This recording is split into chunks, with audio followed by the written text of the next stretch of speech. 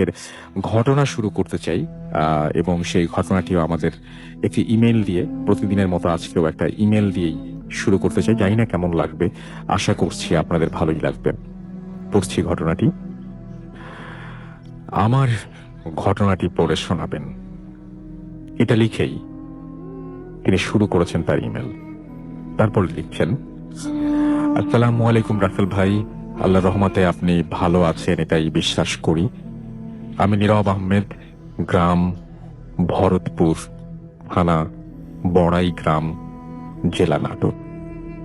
আজকে আমি যে ঘটনাটি আপনাদের সাথে শেয়ার করব সেটি আমার জীবনে ঘটে যাওয়া অদ্ভুত সত্য একটি ঘটনা।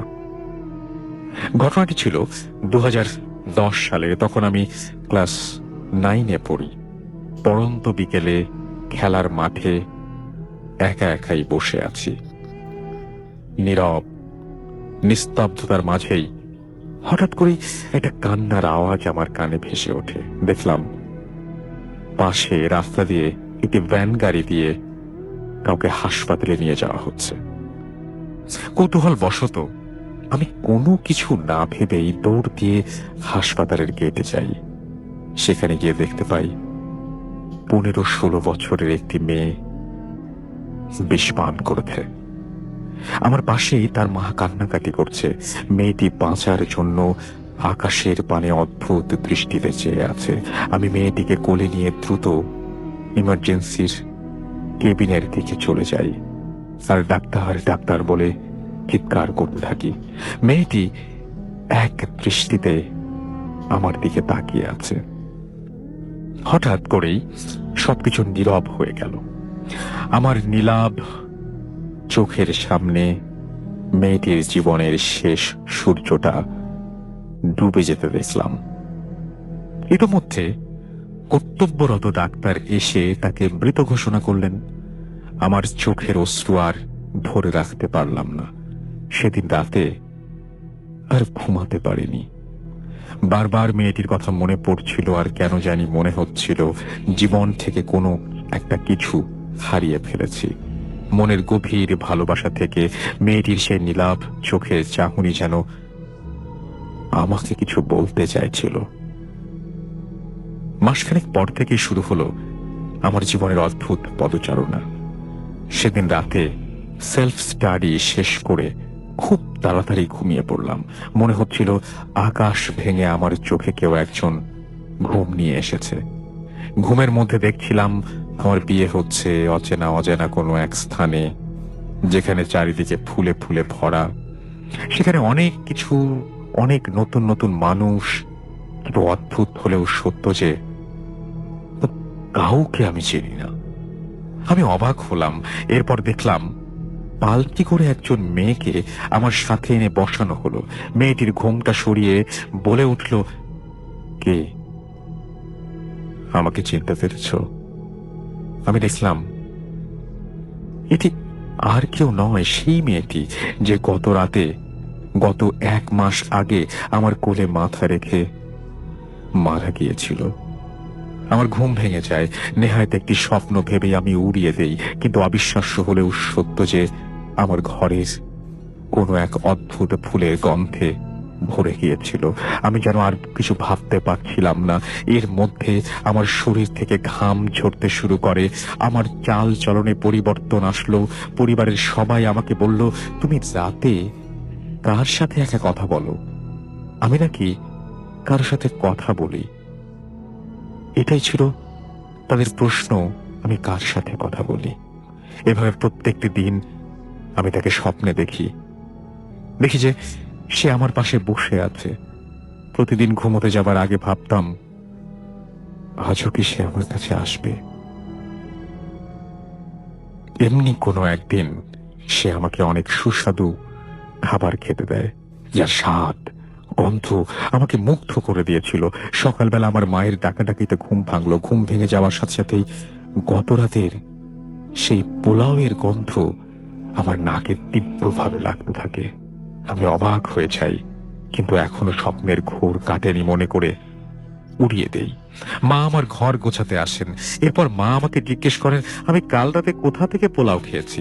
আমার কাপড় থেকেও নাকি পোলাওয়ের গন্ধ বের হচ্ছে। কি আশ্চর্য! তাহলে কি আজ অবধি যা হয়েছে তা সত্য? ঘটনা প্রবাহ আর আমি নিজের কাছে ধরে রাখতে পারিনি। সহসাই আমার মা বাবার কাছে সবকিছু খুলে বলি। তারা আমার সকল কথা শুনে অবাক হন এবং দ্রুত আমাকে একজন বড় হুজুরের কাছে নিয়ে যান। হুজুর আমাকে দেখে বলেন, তোমার উপর একটি পরী আছর করেছে, কিন্তু তোমাকে সে এত সহজে ছাড়বে না। এরপর তিনি আমাকে কিছু ঝাড়ফুঁক ও পানি পড়া দেন, সাথে একটি তাবিজও দেন। তাবিজ যেন কোনোভাবেই না হারায় সে ব্যাপারে তিনি বিশেষভাবে তাগিদ দেন। এরপর থেকে আমি আর তাকে স্বপ্নে দেখি না। সবকিছু ঠিকঠাকই চলছিল। এভাবে কেটে গেল 2টি বছর।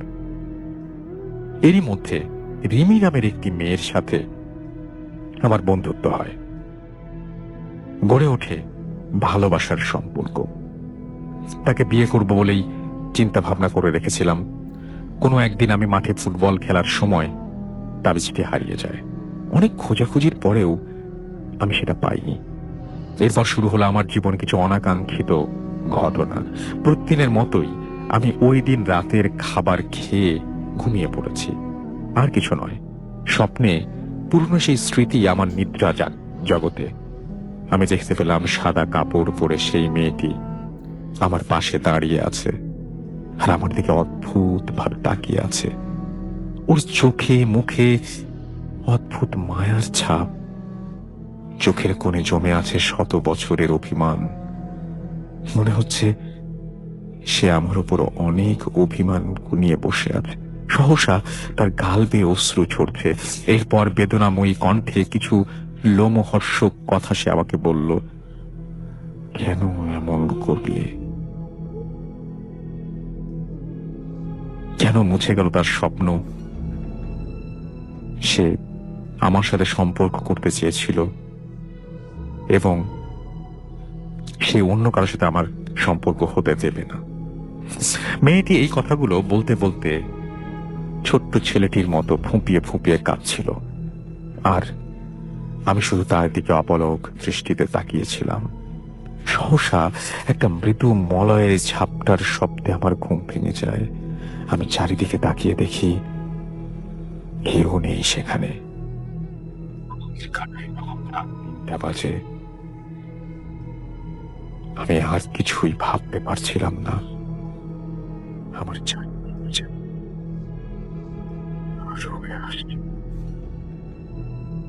এমনি সময় আমি দেখতে পেলাম আমার ঘরে 3-4টি আলো আড়াআড়ি ভাবে দৌড়াদৌড়ি করছে। আমি খুব ভয় পেলাম, আর সাথে বাড়ির আশপাশ থেকে অনেকগুলো শেয়াল কুকুরের কান্নার আর্তনাদ শুনতে পেলাম। মনে হচ্ছিল কেউ যেন তাদেরকে চিবিয়ে খাচ্ছে। দূর থেকে আজানের ধ্বনি ভেসে আসলে সবকিছু স্বাভাবিক হয়ে যায়। সকালবেলায় আবারও হুজুরের কাছে যাব বলে রওনা দিচ্ছিলাম। হঠাৎ করে আমার ফোনে কল আসলো। রিমি নামের সেই মেয়েটি নাকি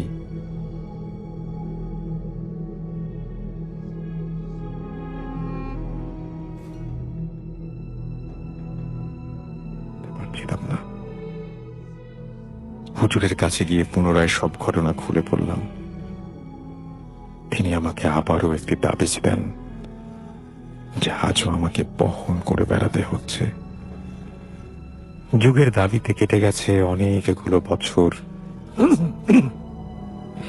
কিন্তু আজও আমার হৃদয়ে তা কেটে আছে সেই তীব্র ঘটনাগুলো, যার ব্যাখ্যা আমি আজও মেলাতে পারিনি। আজও রাত হলে মনের মাঝে ফুফু করে কেঁপে ওঠে, আর অদ্ভুত সব কর্মধারা মনে করিয়ে দেয় কি দোষ করেছিল বিষপান করা সেই মেয়েটি, আর কেনই বা সে বিষপান করেছিল? কেনই বা মর্মান্তিক সড়ক দুর্ঘটনায় রিমির জীবন চলে গেল? কোনো কিছুই যেন মেলাতে পারি না। তবুও মনে হয় নিহত আত্মা আজও জেগে আছে আমার জন্য। হয়তো সে অনেক অনেক অভিমান নিয়ে বসে আছে আমার চিরচেনা সেই খাটের পাশে, হয়তো ভালোবাসা পাওয়ার জন্য। আমার কাছাকাছি আসার চেষ্টা করে কিন্তু অদৃষ্টের এই নির্মম পরিহাসে আসতে পারে না আমার কাছে। হঠাৎ করে মাঝে মাঝে ঘুম ভেঙে যায়, মনে হয় মেয়েটি আমার কাছেই দাঁড়িয়ে আছে। আমি যেন এখনো তার কান্নার আর্তনাদ আর তার সেই সব সময় দোয়া করি আল্লাহ যেন আমার হারিয়ে যাওয়া রিমি আর সেই মেয়েটিকে ক্ষমা করে দেন। এই ছিল আমার জীবনে ঘটে যাওয়া ধ্রুব সত্য ঘটনা। এখন আমি আল্লাহর রহমতে অনেক ভালো আছি। ঘটনাটি ঠিক মতো গুছিয়ে লিখতে না পারার জন্য আমি আন্তরিকভাবে ক্ষমা প্রার্থী। সবাই আমার জন্য দোয়া করবেন। ঘটনাটি পড়ে শোনানো হলে দয়া করে আমাকে জানাবেন। নীরব আহমেদ, ভরতপুর, বড়াই গ্রাম, নাটোর। এই ছিল ঘটনা এবং ঘটনাটি আমি পড়ে শোনালাম। আশা করছি এই ঘটনাটি আপনাদের ভালো লেগেছে, আপনাদেরকে এতটুকু হলেও আনন্দ দিতে পেরেছে। এবং যদি এতটুকু আনন্দ দিয়ে থাকে তাহলে আমরা নিজেদের সার্থক মনে করব। যে ঘটনাটি পড়বো সেটা একটা ইমেইল, এবং সেই ইমেইলে আপনাদের সবাইকে আমন্ত্রণ জানাচ্ছি। যেভাবে লিখছেন আমি সেভাবেই পড়ছি। আশা করছি যে ইমেলটা আপনাদের ভালো লাগবে। আসসালামু আলাইকুম। শুরুতে বলিনি আমি গুছিয়ে লেখার মতো মানুষ না। কোনো বানান কিংবা কোনো শব্দ ভুল হলে ক্ষমার চোখে দেখবেন। সেই 11 সাল থেকে শুনছি আপনাদের, কিন্তু কেন যেন আজকের লেখার প্রয়োজন বোধ করলাম। আমি আরিফ শাহরিয়ার, বাংলাদেশের একটি রেপুটেড প্রাইভেট ইউনিভার্সিটি থেকে আমার অনার্স কমপ্লিট করেছি আইন বিষয়ে এবং লন্ডনে মাস্টার্স করছি। ফলে আমার পক্ষে সশরীরে উপস্থাপন করা সম্ভব না। আমি যে ঘটনাটি শোনাবো সেটি বাংলাদেশের, আমার নিজের সাথে ঘটে যাওয়া। সময় প্রায় 5-6 মাস আগের মতো হবে। বলে রাখা ভালো যে আমার তুলা রাশি, আমি জানি না আপনারা বিশ্বাস করবেন, রাশি বিশ্বাস করেন কিনা, বাট ছেলেবেলা থেকে আমার কাছে রাশি জিনিসটা নিছক ভাওতাবাজি মনে হতো। যাই হোক, আমার তুলা রাশির কল্যাণে আমি ছোটবেলা থেকেই কম বেশি প্যারানর্মাল ব্যাপার স্যাপারের সাথে পরিচিত ছিলাম। আমার পরিবারের প্রায় সবাই একটু ইসলামিক মাইন্ডের, যার ফলে এই সব জিন ভূত সম্পর্কে আমাদের সবারই ধারণা ছিল। যাই হোক, ঘটনায় আসি। আমার গ্র্যাজুয়েশন শেষ করার পরে জুন কি জুলাইয়ের দিকে আমি আমার 4 জন ইউনিভার্সিটি ফ্রেন্ড ঠিক করি যে আমরা মানে পুরো বাংলাদেশ ট্যুরে যাব। কাকতালীয় ভাবে আমার 4 জন ফ্রেন্ডের বাসাই ছিল ফেনীতে।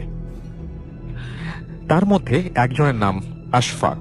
তো আমরা সবাই ডিসাইড করলাম যে আশফাকের বাসায় থাকবো এবং সেখান থেকেই আমরা পুরো চট্টগ্রাম ঘুরবো। এতে আমাদের হোটেলে থাকার খরচটা সেভ হবে। বলে রাখা ভালো, আশফাক এবং বাবা ঢাকায় অনেক মানে ভালো বিজনেসম্যান। ফলে তার পুরো ফ্যামিলি পুরান ঢাকায় থাকে, যার কারণে ফেনী এবং বাংলো বাড়িতে কেউ ছিল না, শুধুমাত্র একজন কেয়ারটেকার এবং তাদের ফ্যামিলি নিয়েই তিনি সেই বাসায় দেখাশোনা করতেন। বাড়িটির লোকেশন ফেনী শহর থেকে ভেতরে সীমান্ত এলাকা পরশুরামে। বাড়ি থেকে রাতের বেলায় ভারত সীমান্ত স্পষ্ট দেখা যায়, ভারত বাংলাদেশ সীমান্ত স্পষ্ট দেখা যায়। সেই এলাকায় খুব কম পাকা বাড়ি থাকায় মাগরিবের আজানের সময় রীতিমতো পিন ড্রপ সাইলেন্স চারিদিকে মানে একদম বিরাজ করে। আমরা 2 জন আমাদের প্ল্যানের একদিন আগেই সেই বাসায় যাই। বাকি 2 জনের ঢাকা থেকে একদিন পরে আসার কথা ছিল। বলে রাখা ভালো, বাসাটি 3 বিঘা জমির ওপরে বানানো এবং ডুপ্লেক্স। আমরা যেই দেখলাম কেয়ারটেকার কাকার কাছে ছেলে আমাদের জন্য দোতলায় আলাদা রুম গুছিয়ে রেখেছে এবং পাশের হোটেল থেকে লোক আসছে আমরা কি খাবো শুনতে। আমি যে ফ্রেশ হওয়ার জন্য বাথরুমে গেলাম, বাট একটি জিনিস খেয়াল করলাম, এত আলিশান একটি বাথরুম বাট কোনো আয়না নেই। আমি একটু খুঁতখুঁতে স্বভাবের, আমার কাছে ব্যাপারটা খুব বিরক্ত লাগলো। কিন্তু আজব ব্যাপার হলো, বাথরুম না, পুরো বাসায় কোথাও আমি কোনো আয়না পেলাম না। অনেক টায়ার্ড থাকার কারণে ব্যাপারটা আর ভেবে ওঠেনি। নিজের ব্যাগের ছোট আয়না দিয়েই কাজ চালিয়ে নিলাম। 7টার সময় হোটেল থেকে আমাদের খাবার নিয়ে এলো কেয়ারটেকার সাহেব এবং তার ছেলে। আবার খেতে খেতে সবাই মিলে গল্প করার সময় এক ফাঁকে কিচেনের দরজার ওপরের কোণায় একটা বড় মাছ দেখতে পেলাম। অনেক বড়, বলতে গেলে 6-7 ফিট হবে, এবং মাছটি লম্বালম্বি ভাবে দরজার কোণায় ওপরে দাঁড়িয়ে আছে। মাছটি দেখে আমাদের দেখা টিপিক্যাল কোনো মাছ মনে হলো না। অনেকটা রূপচাঁদা মাছ, কিন্তু শরীরটা ছোপ ছোপ ডোরা কাটা। বাসায় নতুন হওয়ার কারণে আমি ভাবলাম এটা হয়তো কোনো শোপিস টোপিস হবে। আমি আশফাককে ডাকতে যেই দেখলাম মাছটি নিচে পড়ে গেল। এইটা দেখে আমি প্রচুর ভয় পেলাম। আমার সামনে থাকা প্লেট রীতিমতো পড়ে গেল নিচে। সবাই অবাক হলো। কি, আমি প্যানিক করতে করতে সবাইকে বললাম, বাট খেয়াল করলাম কেয়ারটেকার চাচা আমার কথায় একটু ইতস্তত হলেন না। উল্টো তিনি বললেন, মনে হয় বাঁধনগুলো আবার লাগাতে হবে। এই কথার মানে আমি তখনও বুঝে উঠতে পারিনি। খাওয়া দাওয়া শেষ করে তিনজন তিনটি আলাদা আলাদা রুমে ঘুমাতে যাই। বলে রাখি, আমার স্মোক করার অভ্যাস থাকায় ব্যালকনিটাওয়ালা রুমটাতে আমি যাই। ভোর 3টা কিংবা 3:30-এর দিকে আমার ঘুম ভেঙে যায়, কোনো শব্দে না। আমি লাইট অন করলাম, দেখলাম পুরো ভিজে আছে এবং ফ্যান ফুল স্পিডে দেয়া। আমি উঠে বসেই খেয়াল করলাম আমার গা এবং বিছানা জুড়ে ভেজা। আমার ঘুম কাটিয়ে সেন্স আসার পর আমি বুঝতে পারলাম এগুলো পানি কিংবা ঘাম না, এগুলো গোলাপ জল। আমি কিছু বুঝে ওঠার আগেই দেখলাম হাটের নিচ থেকে একটা সাদা বিড়ালের মতো কিছু দেখতে, পুরোপুরি বিড়ালও না, প্রাণী চলে গেল আমার খাটের নিচের দিকে। আমি এইটা দেখে এত ভয় পাই যে চিৎকার করে পাশের রুমে চলে যাই, কিন্তু কাউকে না পেয়ে আমি নিচতলায় যেতে যেতে সেন্সলেস হয়ে যাই। সকালে জ্ঞান ফিরলে আশফাক প্রথমেই আমাকে বলে, কোনো কিছু জিজ্ঞেস না করি, তোর কাপড়ের ব্যাগ কোথায়? আমি একটু বিরক্ত হই, জিজ্ঞেস করি। ও আমাকে বলে, সত্যি করে বলতো, তুই তোর কোন আয়না এনেছিস আজকে? আমি বিরক্ত হয়ে বলি, ভাই আমার জীবন যায় আর তুই আছিস আয়না নিয়ে। আশফাক আমাকে শুধু একটা কথাই বলে, শুধু তোর না, আমাদের সবার জীবন যায় যায়, তাড়াতাড়ি আয়নাটা নিয়ে নিচে আয়। আমি উঠে নিচে যেতেই দেখি কয়েকজন হুজুর আর এতিম বাচ্চা। দেখে মনে হচ্ছে বাসায় মিলাদ। আমি আয়না নিয়ে যেতেই আমার কাছ থেকে হুজুর ছৌ মেরে আয়নাটা নিয়ে নেন। তারপর সেটি হ্রদে ধোয়া পানিতে ফেলে একটা কয়লা দিয়ে ভেঙে গেলে একটি কয়লা দিয়ে ভেঙে গেল বা কিছু একটা লিখেছেন উনি। আমি খুব বিরক্ত হয়ে আশফাককে বললাম, কি হচ্ছে? ও আমাকে বলে, ঢাকায় যাওয়ার পথে সব বলবো। আমি যেন 1 ঘন্টার মধ্যে রেডি হই। পরবর্তীতে ঢাকায় যাওয়ার পথে আমি যে সব শুনলাম তাতে আমার রীতিমতো আটকে উঠা পালা। প্রথমত, এই জায়গায় মোগল আমলে অনেক মানুষকে মারা হয়েছিল। পরবর্তী তাদের দাদারা এই জায়গার বাড়ি বানাতে চাইলে যেই কাজটা শুরু করত, কোনো না কোনো ভাবে বাধার শিকার হতো। আশফাকের বাবা 2009 সালে এই বাড়িটি বানায়। এই বাড়িতে ওঠা ঠিক 13 দিন পর তার দাদি মারা যান, এবং আরো আশ্চর্যের ব্যাপার, তার ঠিক 13 ঘন্টা পর তার নানা স্ট্রোক করে মারা যান। এরপরে তার মামা খালারা ওই বাসায় অনেক সমস্যা ফেস করতেন, এবং এক পর্যায়ে তারা কুষ্টিয়া থেকে বড় হুজুর আনেন। হুজুর বলেন যে সেই বাসায় 888,000 জিন বাস করে, এবং তিনি আরো বলেন যে এই জিন এই বাসার মধ্যেই অন্য মাত্রায় বা ডাইমেনশনে বাস করে, ফলে তাদের কোনোভাবেই তাড়ানো সম্ভব না। হুজুর আরো বলেন যে বাসার সকল জিনিস যেগুলো প্রতিফলন করে সেগুলো সরাতে হবে, অর্থাৎ বাসায় এমন কোনো জিনিস রাখা যাবে না যেগুলো নিজের চেহারা দেখা যায় কিংবা আলোক শিখা প্রতিফলন করে, কারণ এই সব জিনিস নাকি তাদের ডাইমেনশনে সাথে আমাদের ডাইমেনশনের সংযোগ তৈরি করে দেয়। আমি আয়না নিয়ে যাবার ফলে আমার আয়না দিয়ে সেই সব জিন পুনরায় আবার আমাদের ডাইমেনশনে আসার রাস্তা পায়, যার ফলে ওই দিন বাসার বন্ধ বাঁধন খুলে গিয়ে আর এবং কিচেনে মাছ রূপে কাউকে দেখেছিলাম। আমি আশফাককে শেষ একটা কথা বলেছিলাম যে তাহলে কেয়ারটেকার কাকা বাসায় কিভাবে থাকে। আমাকে আশফাক বলেছিল তা মনে হয় এখনো আমার শরীরে কাঁটা দিয়ে ওঠে। ও বলল যে বাসায় কোনো কেয়ারটেকার থাকে না, যিনি ছিল তিনি 1 বছর আগে এই বাসায় মারা গেছেন সাপের কামড়ে। তার ফ্যামিলি এখন ঢাকায় আশফাকদের বাসায় থাকে, আর তার ছেলে ফেনী শহরে সিএনজি চালায়। আমি জানি না এটি ভয়ের কিনা, বাট আমার কাছে অনেকটা আনসলভড মিস্ট্রি। আমার জীবনের অনেক ঘটনা আছে, একদিন সময় করে ভয়েস মেইলে দিব। আমার জন্য দোয়া করবেন। ভূত এফএম এর জন্য শুভকামনা। আরিফ শাহরিয়ার লিখেছেন লন্ডন থেকে। তো ঘটনাটা ঘটেছিল রাসেল ভাই আজ থেকে 55 থেকে 60 বছর আগে। ঘটনাটি মাদারীপুর জেলার একটি গ্রামে ঘটেছিল রাসেল ভাই। আমি সরাসরি ঘটনা চলে যাচ্ছি। মাগুরা থেকে 7-8 জনের একটি কিষানের দল এর সাথে ঘটেছিল ঘটনাটি রাসেল ভাই। আচ্ছা, যারা পেটের তাগিদে মৌসুমী কৃষিকাজ করার জন্য আসছিল আমাদের গ্রাম থেকে 3-4টা গ্রাম পরে একটা গৃহস্থ বাড়িতে। রাসেল ভাই আখের মৌসুমে আখ কাটা এবং মাড়াই করার কাজের জন্যই তারা এসেছিল। জি। রাসেল ভাই ওই সময় মাগুরা থেকে ওই আমাদের যে গ্রাম মাদারীপুর জেলার যে গ্রাম, সেখানে আসতে রাসেল ভাই যাতায়াত ব্যবস্থা বলতে ছিল আপনার নৌকা, পায়হাটা পথ এবং ভ্যান গাড়ি আর কি, যেটা আসলে স্বাভাবিকভাবে ওই যে 5টার পরে আর এগুলো আর কি ওইভাবে পাওয়া যেত না রাসেল ভাই। জি। তো মাগুরা থেকে আসার পর নৌকা পথে আসার পর রাসেল ভাই যেখানে তাদের আসলে ওই যে ঘাটে তাদের নামতে হবে, এটা বর্তমান আপনার কাউরাকান্দি নামক একটা ঘাট আর কি, যেটা মাদারীপুর যাওয়ার সময় আর কি পরে আর কি পদ্মা নদীর পাড়ে আর কি। তো তারা এসে যখন আসলে যে আপনার ওই ঘাটে নামে, তখন অলমোস্ট আপনার 6:30 থেকে 7টার মতো বেজে যায় আর কি আসল ভাই। তো যার ফলে তারা এসে দেখে যে ঘাট থেকে কোনো ভ্যান বর্ণ কিছু পাওয়া যাচ্ছে না। আর যদি তারা চিন্তা করে যে হেঁটেও যায় তাহলে আমাদের অলমোস্ট 7-8 ঘন্টা লেগে যাবে। তো 6:30-7টা বাজে। তো তারা এটা চিন্তা করতে করতে বললো যে আগে আমরা যেহেতু নামছি, তো যেহেতু 7-8 জনের একটা টিম, 8 জনের মতো, তারা বলে যে চলো তাহলে আমরা আগে একটু খাই এখান থেকে। একটা দোকান খোলা ছিল, তারা এখানে গিয়ে ওই কলা, রুটি টুটি চা পা এগুলো খায় এবং তাদের চা পান খেয়ে তাদের সাথে ওই মানে গ্রামের যেহেতু কৃষক রাসেল ভাই, তারা তখন ওই বিড়ি টিড়ি গুলো খায় আর কি, তারা বিড়ি কিনে নেয়। নেওয়ার পরে তাদের মধ্যে আলোচনা করতে করতে তার মধ্যে দুজন বলে যে তো আমরা এখানে বসে থেকে তো লাভ নাই, সারা রাত তাহলে বসে থাকতে হবে।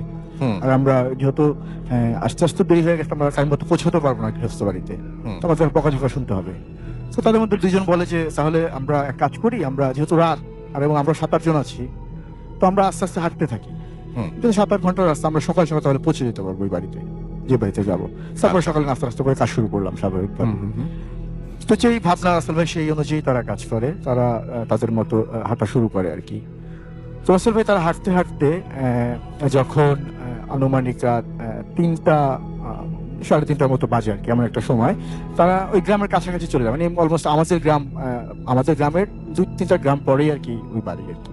তো আমাদের গ্রামের ঠিক আগে একটা গ্রামে এসে তারা যখন দেখে যে অনেক রাত এবং ক্লান্ত হয়ে গেছে রাসেল ভাই, অনেকক্ষণ হাঁটছে এবং যেহেতু টানা জার্নি করতেছিল, তো তারা একটু দূরে দেখতে পায় যে একটা গৃহস্থ বাড়ি আর কি আপনার ওই রাতের বেলায় মানে দেখা যাচ্ছে আর কি উঠানের মধ্যে আপনার ইয়ে চলতেছে আসলে, হারিকেন যেটাকে বলে আর কি, কেরোসিন তেল দিয়ে যেটা জ্বালায়। তো হারিকেন দেখে তারা বলে যে মনে হয় বাড়িতে কেউ জেগে আছে, তো আমরা চলেন সবাই মিলে গিয়ে একটু ওই বাড়ির মালিককে যদি পাই তাহলে একটু রিকোয়েস্ট করে তাদের এখানে থেকে গেলাম। তো আমার কাছাকাছি চলে আসলে বেশিক্ষণ লাগবে না। তারপরে আমরা সকালবেলা ফজর আজানের পরে গৃহস্থ বাড়ির দিকে কাজ শুরু করলাম। তো যেটা ভাবনা আসলে সে অনুযায়ী তারা ওই বাড়িতে যায়। যাওয়ার পরে তারা বাড়িতে উঠোনের ঢোকা মাত্রই, গেট দিয়ে ঢোকার মাত্রই যেটা দেখে রাসেল ভাই যে একজন বয়স্ক লোক, অ্যারাউন্ড 70 ঊর্ধ্ব একজন লোক, সে ওই বসে বসে হুক্কা যেটাকে বলে রাসেল ভাই, তামাক আর কি, আপনার হয়তো আপনি জেনে থাকবেন। তো ওই হুক্কা খাচ্ছিল আর কি বসে বসে, সে চেয়ারের মধ্যে, একটা ছোট একটা চেয়ারের মধ্যে বসে হুক্কা খাচ্ছিল, ভালো বয়স তার। তো সে ওই জিজ্ঞেস করে যে কোথা থেকে আসছো, ডিটেলস বলার পরে বলে যে হ্যাঁ আমি তো ওই বাড়ি চিনি, তোমার বাড়িতে কাজের জন্য আসছো, ঠিক আছে। তো রিকোয়েস্ট করে যে আমরা আপনাদের বাড়িতে থাকতে যেতেছি। সে বলে যে হ্যাঁ সমস্যা নেই, আমরা বাড়িতে দুজনেই আছি, আমি আর তোমার চাচি আর কি, তো আমাদের সামনের একটা ঘর পুরোটাই ফাঁকা, তোমরা থাকতে পারবে, সমস্যা নেই। রাসেল ভাই তখন তাদের বলে যে ঠিক আছে তোমরা আসছো এত দূর থেকে, তো তোমরা কাজ করো, হাত মুখ ধোও, আর আমি আমার স্ত্রীকে বলতেছি খাবার দেওয়ার জন্য, তোমার খাবার টাবার খাও, তারপরে ওই সামনের ঘর ডেকে দিব, এখানে গিয়ে ঘুমিয়ে পড়ে সবাই। তো রাসেল ভাই তো তার হাত মুখ ধুয়ে আসে, এরপরে তার স্ত্রীকে ডেকে তাদের খাবার দিতে বলে। তো তারপরে যদি সত্য স্ত্রী কাছাকাছি ছিল, তো তাদের আসলে রাসেল ভাই সবচেয়ে অবাক করেছে ব্যাপার রাসেল ভাই, ওই রাতের বেলা রাসেল ভাই তাদের 8 জনের আটজনকে যে খাবারটা দেওয়া হয় রাসেল ভাই, মানে একটা বিয়ে বাড়িতে যে ধরনের মানে আয়োজন থাকে আর কি, মানে বিরাট আয়োজন। বিরাট আয়োজন এক কথা রাসেল ভাই। সব ধরনের খাবারই সেখানে ছিল, দধি থেকে শুরু করে মিষ্টি যা ছিল আর কি সবকিছু ছিল। তো তারা একটু অবাকও হয়, আবার মানে তাদের তো আসলে গ্রামের লোক রাসেল ভাই, তো বছরে মানে একদিন এরকম খাবার তাদের পাওয়া মানে জোটে না আর কি এক কথায়। তো মানে দেখে আর লোভ সামলানো যায় না আর কি, তারা খেয়ে পেট ভরে খায় আর কি যতক্ষণ মন চায় আর কি খাবার পরে। তো তাদের হাত মুখ ধুয়ে আবার তারা তাদের যে রুমে নিয়ে যায় রাসেল ভাই থাকার জন্য। এখানেও একটা ব্যাপার আছে যে আসলে ওই সময় 55-60 বছর আগে রাসেল ভাই মানে একটা বাড়ির মধ্যে এই ধরনের মানে ব্যবস্থা থাকার জন্য, ঘুমানোর জন্য এই ধরনের ব্যবস্থা মানে থাকতে পারে এটা চিন্তার মতো না আর কি, খুবই আলিশান অবস্থা রাসেল ভাই। তো তাদের যে ঘরে নিয়ে যাওয়া হয় তাদের মানে দোতলা একটা ঘর, তো সেখানে আপনার ওদের যে রুমে থাকতে দেয় ওখানে 2টা খাট ছিল রাসেল ভাই পাশাপাশি, খুবই ভালো মানে সাজসজ্জা করানো আর কি। তো তাদের দেখা দেওয়া হয়, তারা ওইখানে ওই 4 জন করে রাসেল ভাই 2টা খাটে শুয়ে পড়ে। যেহেতু ক্লান্ত রাসেল ভাই, তারা আসলে শোবার পরপরই রাসেল ভাই ঘুমিয়ে যায়। তো রাসেল ভাই তারা যেটা পরে যে ঘটনা ঘটে সেটা হলো রাসেল ভাই, এর মধ্যে একজনের রাসেল ভাই ফজরের আজানের মানে শুনতে শুনতে তার ঘুমটা ভেঙে যায় রাসেল ভাই। তো সে আজান শুনে যখন মানে চোখ মেলে, সে রাসেল ভাই উপর হয়ে শুয়েছিল, মানে সোজা তার চোখ দুটো আকাশের দিকে ছিল। সে তাকিয়ে দেখে যে রাসেল ভাই একটা আবছা অন্ধকার একটা আকাশ আর কি এক কথায়। তো তার ঘরের মধ্যে ছিল, আকাশ তো দেখার কথা না রাসেল ভাই। তো সে এটাতে খুবই অবাক হয় এবং সে চিন্তা করে যে আচ্ছা, আমি এখানে কিভাবে আসবো, এবং সে তখন একটু অবাক হয়ে যে আমার সাথে যারা ছিল তারা কোথায় আর কি। তো দেখার জন্য সে ডান বামে তাকায়, তো দেখে যে আসলে সবাই শুয়ে আছে আর কি, কিন্তু শুয়ে আছে তারা আসলে কোনো ঘরের মধ্যে নেই রাসেল ভাই। তারা আছে ওই আপনার ফসল কাটার পরে অনেক বড় যে মানে ক্ষেত যেটাকে বলে রাসেল ভাই, যে জমিটা আছে মানে খোলামেলা, এবং সেই মাঝখানে একটা শিমুল গাছ যেটার নিচে তারা সবাই ঘুমিয়ে আছে আড়াআড়ি ভাবে, এক একজন এক একদিকে মাথা টাথা দিয়ে, এবং তারা যে বিছানা বালিশ হিসেবে যেটা দিয়েছে রাসেল, সেটা আসলে রাসেল ভাই মাটির চাকাগুলো দিয়ে রাখছে। খুবই গোলাম আরামদায়ক বিছানা মনে করে যেটা ঘুমিয়েছিল রাসেল ভাই, সেখানে তো মাটির চাকা আর কি দেখতেছে। তো সবাইকে টাকা দিয়ে করে রাসেল ভাই উঠায়। তো উঠানোর পরে সবাই খুব অবাক হয়, পরে তারা আসলে ভাবে যে আমাদের কাছে ডাকাতি টাকাতি করে নিলে দেখছে নেওয়ার মতো ছিল না রাসেল ভাই। তো তারা তারপরে একটু যে আমরা কোন বাড়িতে ছিলাম একটু খোঁজ নিই। তো তারা বিভিন্ন লোকজনকে জিজ্ঞেস টিজ্ঞেস করে, বাজারে টাজারে গিয়ে বা ওই আশপাশের লোকজন ডেকে, তো কেউ এরকম কোনো বাড়ির সন্ধান আর দিতে পারে না রাসেল ভাই। তো তারপরে এর মধ্যে ওই গ্রামেরই একজন ছিলেন যিনি ওদেরকে ওই পাশের যে মসজিদ ছিলেন সেখানে হুজুরের কাছে নিয়ে যায়। তো আপনার মনে হয় ভয় পাইছেন, তো হুজুরের কাছে নিয়ে একটু তো হুজুরের কাছে যাওয়ার পরে যেটা হয় রাসেল ভাই, হুজুর সবকিছু শোনার পরে সে যেটা বলে, শুনতে শুনতে একটা মজার ব্যাপার ঘটে রাসেল ভাই সেখানে। এর মধ্যে রাসেল ভাই একজনের যেটা হয় মানে স্টোরি বলতে বলতে সবাই তার বলছিল, একজন বলছিল এর মধ্যে একজন আসলে ওয়াশরুমে যাওয়ার প্রয়োজন হয় রাসেল ভাই। তো ওয়াশরুমে যাওয়ার প্রয়োজন হয়, তো সে নর্মালি বলে যে ঠিক আছে তোমরা বলো, আমি তাহলে ওয়াশরুম থেকে আসি। তো মসজিদের যে ওয়াশরুম রাসেল সেখানে যায়। যাওয়ার পরে সে বাথরুমে গিয়ে যেটা হয় রাসেল ভাই, যেটা ঘটে সেটা হলো রাসেল ভাই, সে বাথরুমে যে আসলে মানে পায়খানা যায় যেটা বের হওয়ার কথা আসলে সেটা না বের হয়ে সে যেটা দেখতে পায় আসলে সে মাটি বের হচ্ছে তার পেট থেকে আর কি রাসেল ভাই। তো সেটা দেখে সে বাইরে চলে আসে এবং হুজুরকে যখন ডিটেলস বলতাম, হুজুর বলে যে তোমাদের রাতে যে খাবারটা খাইয়েছিল সেটা আসলে খাবার ছিল না, সেটা আসলে মাটিই ছিল, যে কারণে তোমার বাথরুমের সাথে মাটিই বের হচ্ছে। আর তোমাদের এত খাবার যে ইয়েটা ছিল মানে ওর যে উদ্দেশ্য ছিল সেটা হলো মানে যাতে তোমাদের বাথরুমের দরকার হয় রাত্রির বেলা, এবং যখন তোমরা বাথরুমে যাওয়ার জন্য একজন একজন করে বের হবা তখন সে একজন একজন করে তোমাদের খাবে বা মারবে যেটাই হোক। এবং যে জিনটা ছিল আর কি আসল ভাই, ওটা আসলে জিন ছিল যেটা পরবর্তীতে ইয়ে করে। আর যেটা হয় রাসেল ভাই, তো ওরা এটা ইয়ে করার আপনার এরপরে যেটা হয় রাসেল ভাই, এটা শোনার পরে তো এটা আবার ওইখানকার ভাবে প্রবাদ অনুযায়ী যে নামটা আছে রাসেল ভাই, এটাকে নাকি মক্কেল ভূত বলেন বা জিন বলেন, এটা নাম হলো মক্কেল আর কি, যাতে বোকা বানানো হয়, মক্কেল বলতে আমরা জানি বোকা ইয়ে করা আর কি। তো এটাই রাসেল ভাই ঘটনা। তো এটা আসলে প্রচলিত, এদিকে আপনি হয়তো খোঁজ নিলে জানতে পারবেন। ওকে, থ্যাংক ইউ সো মাচ আপনার ঘটনার জন্য, আপনাকে অনেক ধন্যবাদ। আসসালামু আলাইকুম রাসেল ভাই। ওয়ালাইকুম সালাম। শাহিন বাশার, আমি জি। জাহাঙ্গীরনগর ইউনিভার্সিটি থেকে আসছি। অনেক দূর থেকে এসেছেন, সেজন্য প্রথমেই আপনাকে অনেক অনেক অনেক অনেক ধন্যবাদ। আপনাকে অনেক বেশি জি, ধন্যবাদ। চলেন আমরা ঘটনায় চলে যাই। জি রাসেল ভাই, রাসেল ভাই যে ঘটনাটা সেটা মূলত আমার সাথেই ঘটছে। হুম, সেটা 2018 সাল, মানে গত বছর আর কি। তো আমি মেইনলি হচ্ছে আপনার বিভিন্ন কোচিং সেন্টার গুলাতে আর কি ক্লাস নেই। হুম, তো দেখা যাচ্ছে এই ক্লাসগুলো আমি হচ্ছে শুক্র শনিবার গুলাতে আর কি নেই, অন্য দিন তো আমার ক্লাস থাকে, এই জন্য হচ্ছে নিতে পারি না, শুক্র শনিবার ক্লাস নেই। তো এই 2 দিন ক্লাস নেই বলে হচ্ছে আমার উপর মানে অনেকটা প্রেশার থাকতো ওই টাইমটাতে আর কি। তো একদিন হচ্ছে ক্লাস নিয়ে ফিরতে ঢাকা তো প্রচুর জ্যাম থাকাতে হচ্ছে আমার প্রায় 10:30-11টা মতো বেজে যায়। তো সেই টাইমটাতে হচ্ছে আপনার কিছুটা মানে এরকম একটা অবস্থা, জাস্ট শীতও না আবার মানে শীত আছে বাট ওই লেভেলের শীত না, আবার কুয়াশা যে অনেক বেশি এরকম না আর কি। তো আমি ক্যাম্পাসে যখন আর কি ঢুকি, আমাদের জাহাঙ্গীরনগরে অনেক বেশি শীত, আপনি যদি যেয়ে থাকেন জি। অবশ্য জানেন যে। তো আমি হচ্ছে যখন ক্যাম্পাসে ঢুকি, তো ওই টাইমটাতে আসলে ক্যাম্পাস বলা যায় যে এক প্রকার ফাঁকাই আর কি, কারণ মানে অনেক শীত থাকাতে 10টা 11টার দিকে এর ভিতরে হচ্ছে স্টুডেন্টরা ম্যাক্সিমাম হলের ভিতরেই থেকে যায় আর কি, বের কম হয়। তো আমি যখন হাঁটতেছিলাম ক্যাম্পাসের ভিতর ঢুকে, তো মানুষ না দেখে আমি হচ্ছে কানে হেডফোন দিয়ে গান শুনতে শুনতে আর কি হাঁটতেছিলাম। তো আমি একটু জায়গাটা সম্পর্কে একটু বলি, সেটা হচ্ছে যে আপনি যদি জাহাঙ্গীরনগর যেয়ে থাকেন রাসেল ভাই, সেটা হচ্ছে আপনার শহীদ মিনার যেটা আছে, শহীদ মিনারের সামনে অনেক বড় প্রায় 5-7 কিলোমিটারের একটা বড় রাস্তা আছে আর কি। তো ওর পাশে হচ্ছে কেমিস্ট্রি এবং বিজ্ঞান বিল্ডিং আর কি আছে।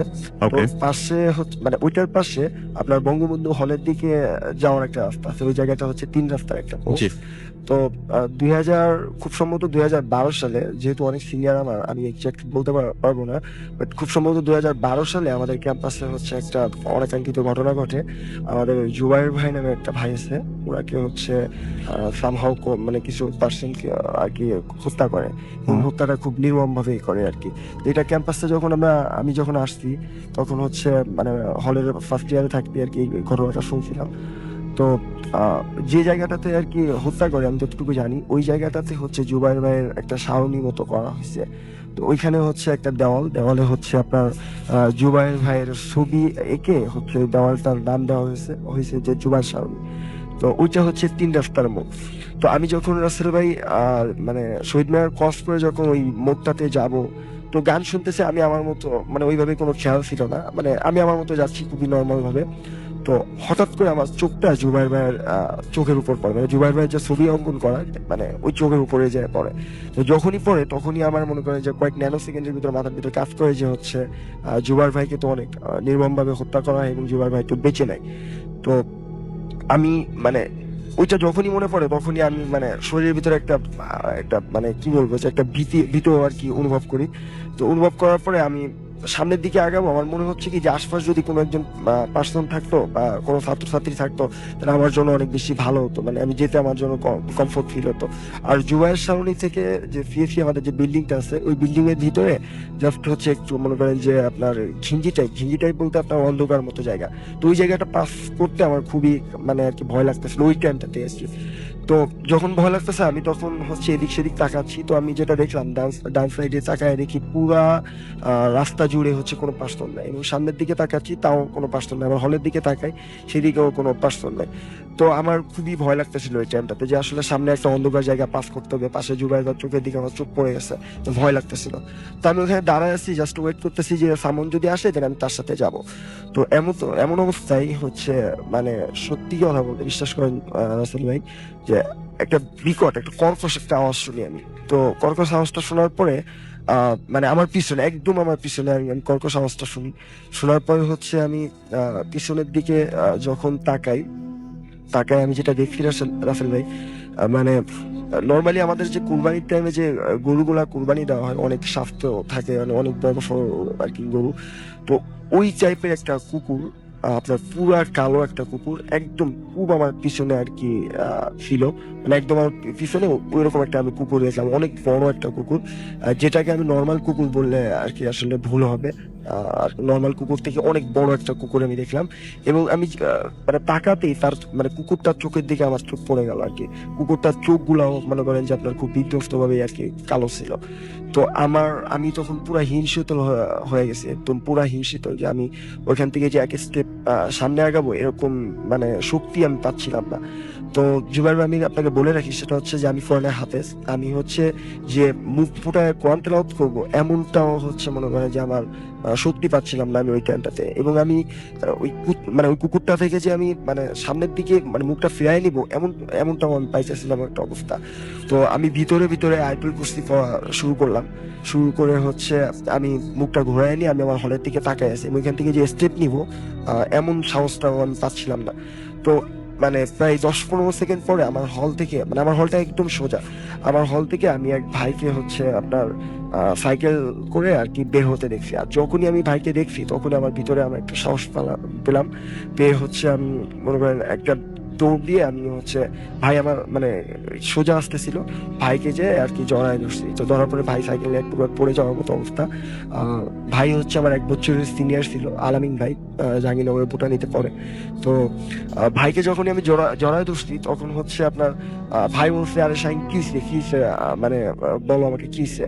তো আমি ভাইকে খুব মানে ভীতভাবে আর কি বললাম যে ভাই আমি আসলে জুবাইর ভাই শাওনের এখানে অনেক বড় ধরনের একটা বাজে একটা কুকুর দেখছি, যেটাকে আমি আসলে কুকুর বলে মানতে পারতাছি না, এবং যেটা একটু অনেক ভিতর মানে অনেক ভয়ঙ্কর ছিল আর কি, পুরাটাই কালো এবং অনেক বড়। তো ভাই বলতেছে কি যে তোমার হয়তো হ্যালোজিনেশন বা টেস্ট সামথিং কাজ করতেছে, চলো তোমাকে বিষয়টা ক্লিয়ার করি, চলো ওই জায়গাটাতে দেখে আসি আসলেই কোনো কুকুর বা টেস্টের কিছু আছে কিনা। তো রাসেল ভাই আমরা জাস্ট মনে করেন যে ভাই আমাকে সাথে করেই নিয়ে গেল, মনে করেন 5 মিনিটের ব্যবধান। ভাই যে দেখতেছিল যে আসলে আরো কোনো কুকুর ছিল কিনা বা টেস্ট সামথিং। তো আমরা হেঁটে যখন রাসেল ভাই আপনার জুবাইর সামনে ওই জায়গাটাতে আবার যখন গেলাম, যে আমরা এদিক সেদিক তাকাচ্ছি, দেখি কোনো কুকুর নাই, মানে ভাইও দেখতেছে না আমিও দেখতেছি না। তো আমরা মানে শহীদ মিনারের দিকে হাঁটার চেষ্টা করতেছি, তখনও রাসেল ভাই মনে করেন যে পুরা ক্যাম্পাস শীতের দিন মনে করেন যে নিস্তব্ধ একটা ক্যাম্পাস আর কি।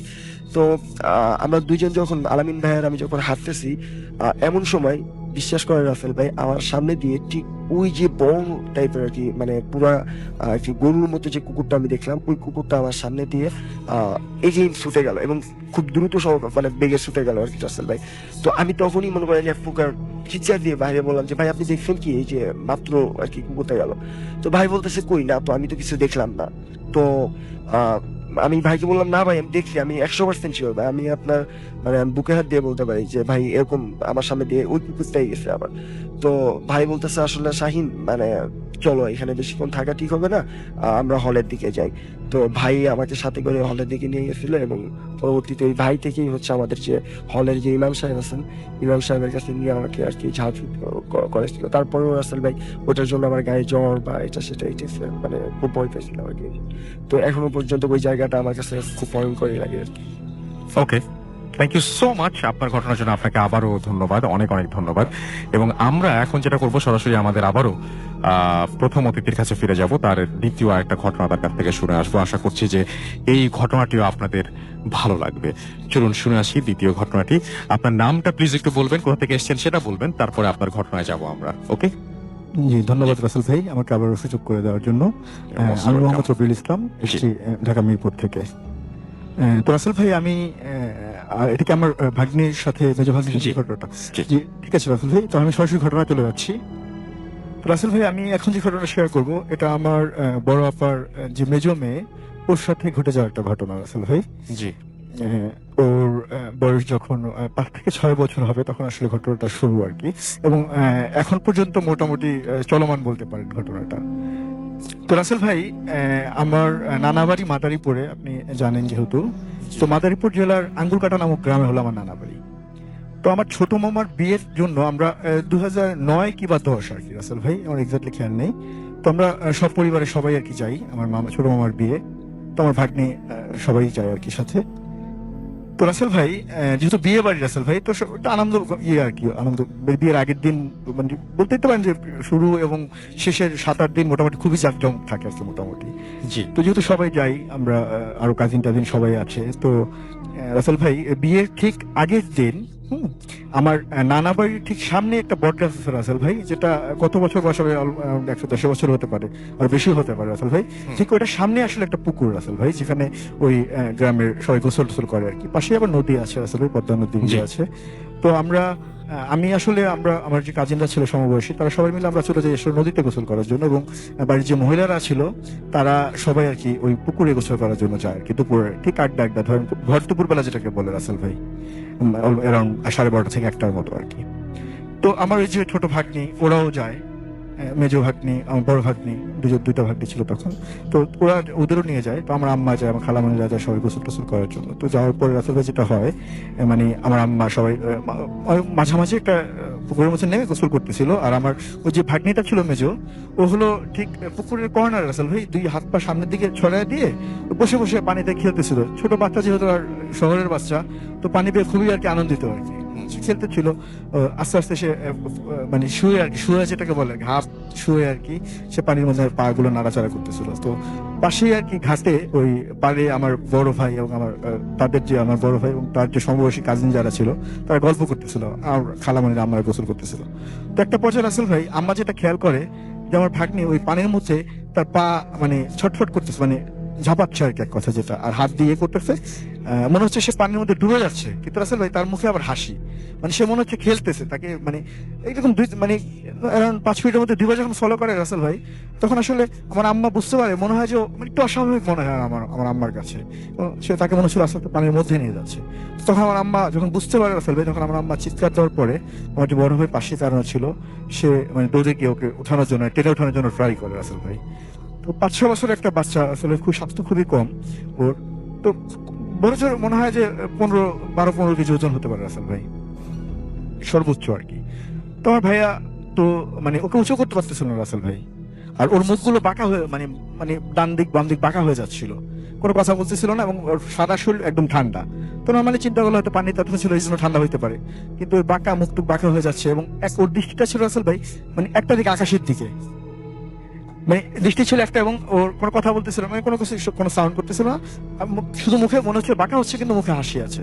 তো জোরাজোরি করে বাসায় নিয়ে যায় রাসেল ভাই।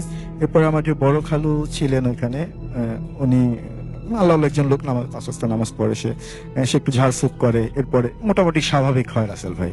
এরপরে আমরা বিয়ে শেষ করে ঢাকাতে চলে আসি সবাই। এরপর থেকে রাসেল ভাই কন্টিনিউ যেটা শুরু হয়, কারণ মাসের মধ্যে 4-5 বার বা বেশিও হতো কমও হতো, ওর হঠাৎ করে দেখা গেছে রাসেল ভাই ও খেলতেছে বা পড়তেছে যাই করতেছে, হঠাৎ করে রাসেল ভাই ওর একদম সারা শরীর, মানে ও শুধু এতটুকু বলতে পারতো রাসেল ভাই যে আমার সারা শরীর ঝিনঝি করতেছে, ঝিনঝি করতেছে। এটা বলার পর রাসেল ভাই আর কিছু বলতে পারতো না, সে মানে আপনার অবসরের মতো হয়ে যেত, পড়ে যেত। তো আর ওর হাত পা গুলো একদম ঠান্ডা হয়ে যেত রাসেল ভাই। এটা হইতো রাসেল ভাই। তারপরে ওকে দেখেছে ওই টাইম গুলোতে তেল তেল দিয়ে কোনো কিছু হইতো না রাসেল ভাই, কিন্তু যখন ওই সূরা পড়ে, কোরআন থেকে সূরা গুলো পড়ে ওকে একটু ঝাড়ফুঁক দেওয়া হইতো, তারপরে মোটামুটি স্বাভাবিক হয়ে আধা ঘন্টা বা 20 মিনিটের মধ্যে আবার মোটামুটি স্বাভাবিক হতো। পরবর্তী আর রাসেল ভাই বলতে পারতো না রাসেল ভাই কি সমস্যা হয়েছে। জিজ্ঞেস করতাম যে আমি এরকম আমার সামনে অনেকবার ঘটছে রাসেল ভাই, জিজ্ঞেস করতাম মামা মামা তোমার কি সমস্যা হয়েছে, বলতাম আমার কিছু হয় নাই। কি হয়েছে, আমার তো কিছু হয় নাই, ছোট বাচ্চা।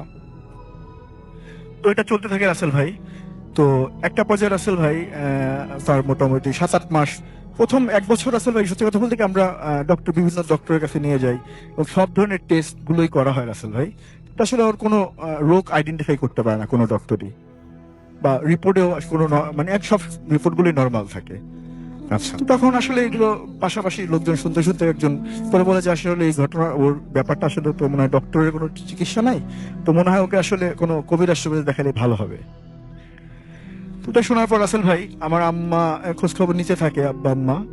তো আমার আব্বা এরপরে একটা আমার ওর যে ফুপু রাসেল ভাই, আমার ভাগ্নে যে ফুপু, উনি খবর দেয়, ওনার বাসা টঙ্গী কলেজ গেটে। তো উনি খবর দেয় যে আপনার কোনাবাড়িতে একজন মহিলা আছে যিনি আসলে এই ধরনের ট্রিটমেন্ট করে রাসেল ভাই। তো যেহেতু অ্যাড্রেস দেওয়ার পরে আমার আম্মা, আমার বড় আপা, ছোট বোন সবাই মিলে আর কি, আমার বড় ভাইয়া ছিল, তো ওনারা বিকাল 3টার পরে আর কি রাসেল ভাই খাবার দাবার সেরে তারপরে রওনা হয় ওকে নিয়ে, যেহেতু আমার বাসা আপনার আগে যা তালতলাতে রাসেল ভাই।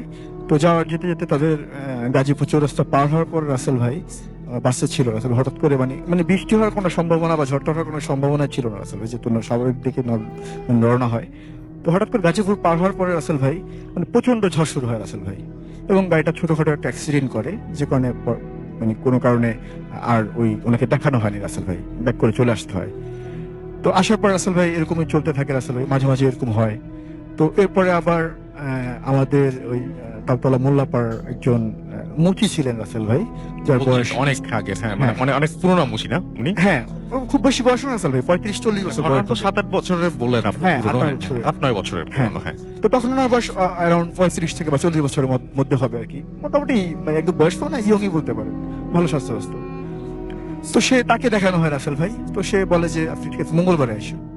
তো মঙ্গলবারে যাওয়ার পর রাসেল ভাই, সে হিন্দু ছিল রাসেল ভাই বলে রাখি আপনাকে। তো সে যেটা বলে রাসেল ভাই, মঙ্গলবার যাওয়ার পরে আমার আম্মাকে বলে যে ওকে তো আসলে ওর উপরে আসর করে নাই, কিন্তু ওরে দূর থেকে দৃষ্টি করে, এরকম একটা কথা বলে যে দূর থেকে যে ইয়েটা আছে মানে জিনটা আছে সে দৃষ্টি করে। তো আমি তাকে যখন দেখলাম, আমি যেটা দেখলাম, সে আপনার ধান খেতের মাঝখানে যে আইলগুলো থাকে রাসেল ভাই, সেটার মাঝখান দিয়ে হন হন করে হেঁটে যাচ্ছে, এবং সে খুবই স্বাস্থ্যবান একজন জিন, এবং তার মাথা ছিল না রাসেল ভাই, তার বুকের মাঝখানে একটা চোখ। আচ্ছা, সে হেঁটে যায় এই অবস্থায়, এবং সে খুবই শক্তিশালী। তার ওর এটা ট্রিটমেন্ট করতে হলে মানে মানে আমার যেটা মনে আছে রাসেল ভাই, তাকে আমার আমাকে বলে যে আপনার পূর্ণিমা রাত যেটা, এরকম একটা দিনে তাকে ট্রিটমেন্ট করাতে হবে আর কি। তো এরপর রাসেল ভাই আসলে আল্লাহ ভালো জানে, মানে আর ট্রিটমেন্টটা সে করতে পারেনি রাসেল ভাই। মানে যে ডেটটাতে তার 2-3 দিন আগেই সে লোকটা মারা যায় রাসেল ভাই, যেটা স্বাভাবিক মৃত্যু। মানে চিন্তা করা যায় নর্মালি মরতেও পারে, বাট সে আগে পরে মরতে পারতো রাসেল ভাই। মানে ওই টাইমটা সে কেন মরতে হবে রাসেল ভাই, মানে এটা আমরা ইয়ে করে নিই, ধারণা করে নিই আর কি। তখন আমরা এটা বুঝি না রাসেল ভাই, বাট পরবর্তী যখন আমরা ধারণা করতে পারি, তখন হলো রাসেল ভাই আমাদের আগারগা আপনার আইটিসি ভবনের পাশে একটা পুরাতন কবরস্থান আছে রাসেল ভাই। এখানকার যে মসজিদ আছে, এখানকার একজন হুজুর ছিলেন আর কি, খুবই উনি মানে পরিচিত লোক, যিনি তার বয়স ছিল অলমোস্ট 90 থেকে 100-এর মতো আর কি। তো খুবই নাম করা রাসেল ভাই। তো ওনার পাওয়ার পর ওনার কাছে নিয়ে যাওয়ার একটা প্রস্তুতি নেয়। তো ওকে আগে না নিয়ে আমার আম্মা আর আমার বড় ভাইয়া যায় আর কি ওনার সাথে কথা বলার জন্য। বলার পর উনি বলে ঠিক আছে, তাহলে আপনি একটা ডেট দেয় যে অমুক দিন আসেন, 5-6 দিন মানে সপ্তাহের শুনি বা রোববার দিকে আমার আম্মা গিয়েছিল, তো বলে যে শেষ দিকে আর কি, সপ্তাহের শেষ দিকে করে নিয়ে আসার জন্য, সে ট্রিটমেন্ট করবে। তো রাসেল ভাই মানে আল্লাহ হয়তো সহায় ছিলেন না, উনিও আর কি রাসেল ভাই ট্রিটমেন্টটা করতে পারে না, উনিও আসলে রাসেল ভাই মারা যায় ঠিক তার 2 দিন আগে আর কি, যে কোনো ট্রিটমেন্টটা কমপ্লিট হয় না। ওকে, তো কন্টিনিউ আমার ভাগ্নের ইয়েটা চলতে থাকে রাসেল ভাই। এরপরে আপনার লাস্ট যেটা হয় রাসেল ভাই, তো চলতেছিল, তো এই আলোচনা বিভিন্ন জায়গায় করতেছিল। তো আমার আব্বা আপনার সে একজনের যে মানে পীর, আমার আব্বার যে পীর আছেন উনি দোহারের আর কি, জি জি জি, তো ওনার ছেলের মাধ্যমে একটা ট্রিটমেন্টটা দিয়ে নেয় আর কি। যেটা ট্রিটমেন্টটা ছিল আমার রাসেল ভাই যে আপনার মাঝরা যেটাকে বলে 2টা থেকে 3টার মধ্যে, জি 3 রাস্তার মোড়ের মধ্যে আপনার মাটির কলস যে আছে রাসেল ভাই, ওটার মধ্যে আপনার 7টা নদীর মানে 7 ঘাটের পানি আর কি, যেটাকে বলে 7 ঘাটের পানি, 7 ঘাটের পানি থাকবে। এবং আপনার ওই হাড়ি ভাঙার যে আপনার তলা থাকে না রাসেল ভাই, পাতিল বা আপনার হাড়িগুলোর যে তলাটা থাকে, ওই তলা লাগবে। উপরের মানসার বা যেটাই বলে ওটার তলাটা লাগবে। এবং আপনার আরো অনেক মানে অনেক জিনিসপত্রগুলো যেগুলোর পুরোপুরি খেয়াল নাই জিনিসগুলোর নাম আমার। তো এটা ওই হাড়িটা ভাঙতে হবে রাসেল, এবং খাবার দাবারও দিতে হবে, ভোগ যেটাকে বলে ভোগ টাইপের, জি 3 রাস্তার মোড়ে দিতে হবে এমন টাইম, এবং পিছন দিকে ঘুরে চলে আসতে হবে এটা দিয়ে। জি, এটা করতে বলে তারা। এরপরে রাসেল ভাই আমার আব্বা ওই কাজটা করে আর কি, আমাদের ঢাকাতেই এখানেই করা হয়। এটার পর থেকে রাসেল ভাই ওর মোটামুটি স্বাভাবিক পর্যায়ে চলে আসে রাসেল ভাই। আর এখন ওর মানে এখন ক্লাস 9-এ পড়ে, মানে 7 পর্যন্ত লাগাতার হচ্ছিল রাসেল ভাই। এটা 7-এ ওঠার পরে এটা কাজটা করা হয় আর কি, করার পর থেকে এখন মোটামুটি স্বাভাবিক এখন হয়, কিন্তু খুবই কম রাসেল ভাই। ওকে, একটু নর্মাল হয়েছে এখন, অনেকটাই ভালো আর কি। Thank you so much, thank you আপনাকে অনেক ধন্যবাদ আপনার ঘটনার জন্য। আশা করছি যে আপনাদের এই পর্যন্ত ঘটনা যা শুনলেন তা ভালো লেগেছে। আমরা চলে যাব সরাসরি আমাদের নতুন অতিথির কাছে। আপনার নামটা প্লিজ একটু বলবেন, কোথা থেকে এসেছেন সেটা বলবেন, তারপরে আপনার ঘটনায় যাব। জি, ধন্যবাদ রাসেল ভাই। You're আমি most welcome. রাজীব, এসেছি গাজীপুর থেকে, আর আমার হোম ডিস্ট্রিক্ট হচ্ছে টাঙ্গাইল। জি সো আজকে আমি যে ঘটনাটি শেয়ার করব, এটি আমার সংগ্রহ করা একটি ঘটনা। এটি গাজীপুরের একটি ঘটনা। আর যার সাথে আসলে ঘটনাটি ঘটে, তিনি একজন বাঁশি বাদক, এবং তিনি খুব সুন্দরভাবে তিনি বাঁশি বাজান, এবং বিভিন্ন টিভি প্রোগ্রামেও সে বাঁশি বাজাতেন। সো এই ঘটনাটি তার সাথে ঘটে 1983 সালের দিকে। সো তখন আমরা জানি যে স্বাভাবিকভাবে গাজীপুরের যে এখন যে ক্রাউডের যে ব্যাপারটা, এটা কিন্তু ছিল না তখন। আসলে অনেক উন্মুক্ত একটা প্লেস ছিল গাজীপুর। সো আমার যে যার কাছ থেকে আমি আসলে ঘটনাটি সংগ্রহ করি, তার বাসা গাজীপুরের টঙ্গীর কোনো একটি স্থানে, আমি আসলে নামটি মেনশন করছি না রাসেল ভাই। তো তার বাসায় তার দুঃসম্পর্কের একটি মামা সে তার বাসায় থাকতেন, এবং সেখান থেকে সে পড়ালেখা করতেন। সো ওনার একটা বিশেষ গুণ ছিল কি, উনি অনেক সুন্দর বাঁশি বাজাতেন।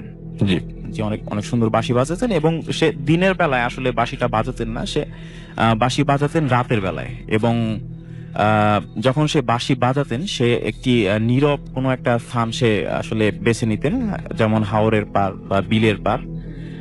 সো লোকটি ছিল অনেকটা শান্ত স্বভাবের এবং খুবই ভালো একজন মানুষ ছিলেন।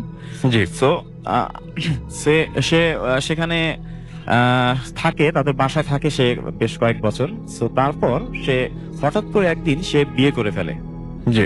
সে বিয়ে করে ফেলে এবং তাদের বাসায় সে চলে আসে তার বউ সহ একদম। জি। তার ওয়াইফকে সহ নিয়ে চলে আসে এবং তার সপ্তাহখানেক পরে সে তাদের বাসা থেকে কাপাসিয়া, গাজীপুরের একটি জায়গা, তো কাপাসিয়ায় সে ওখান থেকে চলে যায়। জি। সো তারপর আমি যার কাছ থেকে ঘটনাটি সংগ্রহ করি, আসলে সে তার নামটি আসলে শেয়ার করতে বারণ করেছেন, যার কারণে আসলে আমি নামটি শেয়ার করতে পারছি না রাসেল ভাই। তো সে তার বাঁশি এর আগেও শুনেছে, তো তার হঠাৎ করে ইচ্ছা হয় যে সে বাঁশি বাজানো শিখবে। তো বাঁশি বাজানো শিখবে, সো সে আসলে কয়েকটা বাঁশি সে কিনে নিয়ে আসে এবং সে একা একা ট্রাই করে, বাট তার হচ্ছিল না। সো তারপর সে ওখানকার স্থানীয় একজন গুরুজি আছে, তো তার কাছে সে তালিম নেয়, বাট আসলে মানে ওই রকম সুর সে পাচ্ছে না আসলে যেটা সে চায়। সো সে তার মামার খোঁজ শুরু করে, সে বিভিন্ন জায়গায় খোঁজ করে এবং কাপাসিয়াতেও যায়, বাট তার এক্স্যাক্টলি যে লোকেশন সেটা সে চেক করতে পারছিল না। আর আমরা জানি যে ওই সময়ে আসলে কমিউনিকেশন যে সিস্টেমটা এটা এতটা ডেভেলপ ছিল না আজকের মতো। সো তারপরে কেটে যায় বেশ কিছুদিন। সো অ্যাট লাস্ট সে তার অ্যাড্রেস খুঁজে পায় এবং যায়, তার সাথে দেখা করার পরে তার মামাকে সে রিকোয়েস্ট করে যে তাকে যেন বাঁশি বাজানোটা শেখানো হয়। তখন তার মামা তার এই রিকোয়েস্টটি শুনে এবং তার ওনার মামার যে ওয়াইফ আছে ওনার দিকে এসে একবার তাকায়, বাট ওনার যে মামি কোনোভাবেই আসলে সম্মতি দিচ্ছিল না, মৌখিকভাবে না, বাট সে না করছিল, সে ফেস এক্সপ্রেশনের মাধ্যমে। কিন্তু সে তার ভাগ্নেকে আসলে অনেক আদর করার কারণে তার রিকোয়েস্টে আসলে ফেলতে পারে না। সো সে বলে, আচ্ছা ঠিক আছে, তোমাকে আমি শেখাবো, সো কালকে রাতে তুমি আসো আমার সাথে। সো তারা চলে যায় কাপাসিয়ার একটি নির্জন স্থানে, ওটা একটা হাওরের মতো। সো সেখানে তারা চলে যায় এবং সেখানে ছোট একটি ডিঙি নৌকার মতো ছিল। সো তারা দুজন সেই ডিঙি নৌকার উপরে উঠার পরে সো তার মামা এক পাশে আর সে আরেক পাশে বসে। সো বসার পরে তখন তার মামা তাকে বলে, ওকে ঠিক আছে, তুমি এখন আমি যেভাবে বাঁশিটা বাজাবো তুমি আমার এই টোনগুলো নোট করার চেষ্টা করো। তখন সে বলে আচ্ছা ঠিক আছে। তখন তার মামা তার বাঁশিতে সুর তুলে এবং আমাকে উনি যেভাবে বললো যে এমন সুর সে এর আগে কখনো শোনেনি, মানে এটি একটি অদ্ভুত রকমের একটি মানে বাঁশির সুর। সো সে আসলে চোখ বন্ধ করে আসলে বাঁশির সুরটা সে শুনতে থাকে এবং নোট করার চেষ্টা করে। সো কিছুক্ষণ পরে সে অনুভব করে যে জিনিসটা, জি। সেটা হচ্ছে যে তার নৌকায়, মানে আমরা তো জানি যে নৌকা যদি পানির উপরে থাকে রাসেল ভাই, সেটা কিন্তু দোল খায়, তার নৌকাটা কোনো দোল খাচ্ছে না। সো দোল খাচ্ছে না, সে এটা ফিল করে সে তার চোখটা খুলে, যখনই সে তার চোখ খুলে সে দেখতে পারে যে তার যে মামা অপোজিট সাইডে যে সে বাঁশি বাজাচ্ছিল ঠিক তার ওপরে অনেকগুলা আলোর বিন্দু, আমরা জানি যে এলইডি লাইটের মতো অনেকগুলো আলো, এবং সেগুলো আপনার হইতেছে ওয়েভিং করতেছে ঢেউয়ের মতো।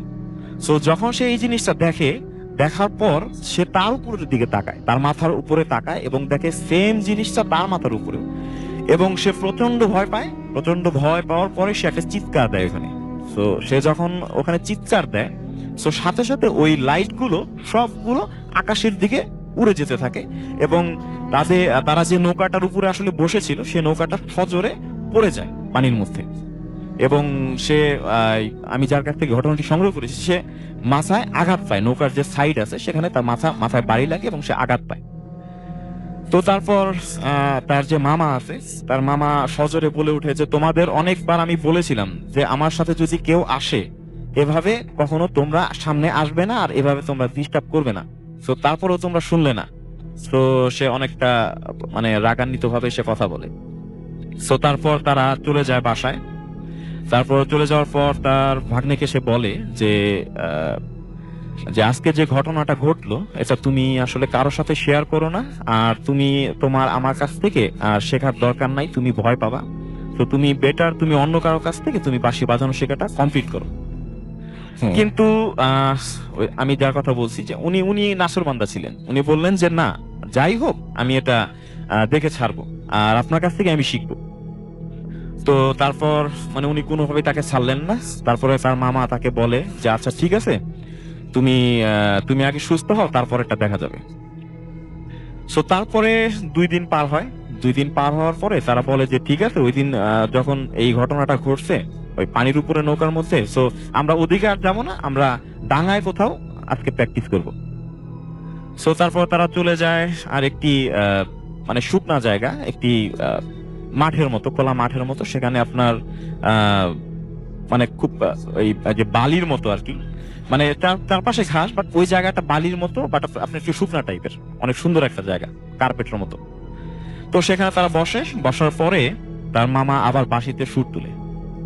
যখন তার মামা বাঁশিতে সুর তুলে, তার কিছুক্ষণ পর সে দেখতে পায় যে তাদের যে প্লেস, সেই প্লেস থেকে প্রায় 20 থেকে 30 ফিট দূরে মানে একটা মিররের মতো হলো সেখানে, এবং সেখান থেকে একটি মেয়ে ওই মিরর ওখান থেকে বের হয়ে আসলো, এবং তার পরনে ছিল, সে বলল যে তার পরনে ছিল গোলাপি রঙের একটি জামা, আর তার শরীর থেকে মানে ওই অনেক আলোর বিচ্ছুরণ ঘটছে।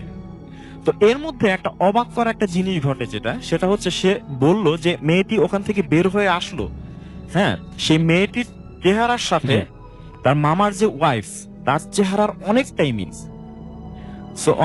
মিল। সো মেয়েটি যখন বের হয়ে আসলো এবং একটু কাছে আসছে, তখনই তার মামা মানে তার বাঁশির সুর থামিয়ে দিয়ে বলল যে তোমাকে না বলেছি যে তুমি এভাবে আসবে না, আর যদি তোমার বাঁশি শুনতেই হয় সেটা তুমি দূরে গিয়ে শুনো। সো তারপর ওই দিন এভাবে গেল, তারা আবার বাসায় ফিরে আসে। বাসায় ফিরে আসার পরে তার মামা তাকে বলে যে আসলে আমি চেষ্টা করেছিলাম যে তোমাকে শেখানোর জন্য, মনে হয় হবে না। সো আর এখানে যে ব্যাপারগুলো ঘটলো সেগুলো আসলে তুমি আসলে কারোর সাথে শেয়ার করো না, আমি জীবিত থাকা অবস্থায় তুমি কারোর সাথে শেয়ার করো না। তারপরেও সে বললো যে আচ্ছা আচ্ছা ঠিক আছে, আপনি আমাকে বেসিক কিছু টোন আমাকে শেখান, যেগুলো দিয়ে আমি মানে পরবর্তীতে একজন শিল্পী হতে পারি আর কি। সো সে তারপরেও সে তার মামার কাছে কিছুদিন থাকে এবং কিছু শিখে, তার মামার কাছ থেকে কিছু কিছু নোট করে। বাট সে যে জিনিসটা বললো যে এখনো সে তার মামার মতো পারফরমেন্স করতে পারে নাই, এবং সে বলে যে আমি আমার মামার 10% আমি যাইতে পারিনি। এই ছিল রাসেল ভাই আমার প্রথম ঘটনা। সো ধন্যবাদ। Thank you so much. আমরা চলে যাবো আমাদের দ্বিতীয় অতিথির কাছে। আপনার নামটা একটু প্লিজ বলবেন, তারপরে আপনার ঘটনা যাব। আশা করছি যে তার ঘটনাটিও আপনাদের ভালো লাগবে। আমি তুষার, এসেছি মিরপুর 1 থেকে। জি। তো আমি এখন যে ঘটনাটা শেয়ার করব সেটা আমার সাথেই ঘটে যাওয়া একটা ঘটনা। তো এইটা 2013 সালের একটা ঘটনা। জি। এটা আমার সাথে ঘটে আমার গ্রামের বাসায়। আমার গ্রামের বাসা গাইবান্ধা জেলায়, সাগাটা থানায়। তো ওইখানে আমি 2013 সালে আমাদের গ্রামের বাসাটা একটু বর্ণনা দিয়ে দিই। তখন আমাদের গ্রামের বাসায় একটা সামনে ছোট্ট একটা নদী ছিল, নদীটার নাম আলাই নদী। জি। তো ওই নদীর কারণে আর কি পারাপারের কোনো ব্রিজ ছিল না নদীতে। তো শীতকালে নদীতে পানি খুব কম থাকতো, এই জন্য আমরা অনেক সময় পানি কম থাকলে শীতকালে নদী পার হয়ে ওখান থেকে গ্রাম থেকে বাজারে যেতাম, কারণ ওই রাস্তাটা শর্টকাট হইতো। আর একটা রাস্তা ছিল, ওইটা একটু ঘুরে হইতো, জন্য সবাই নদী পার হয়েই যাতায়াত করতো। জি। তো এই রাস্তাটাতে আমাদের গ্রাম থেকে বাজার পর্যন্ত এই ভিতরে কোনো বাড়ি ছিল না। জি। এক পাশে ছিল নদী রাস্তার এবং অন্য পাশে ছিল ধানের ক্ষেত। জি।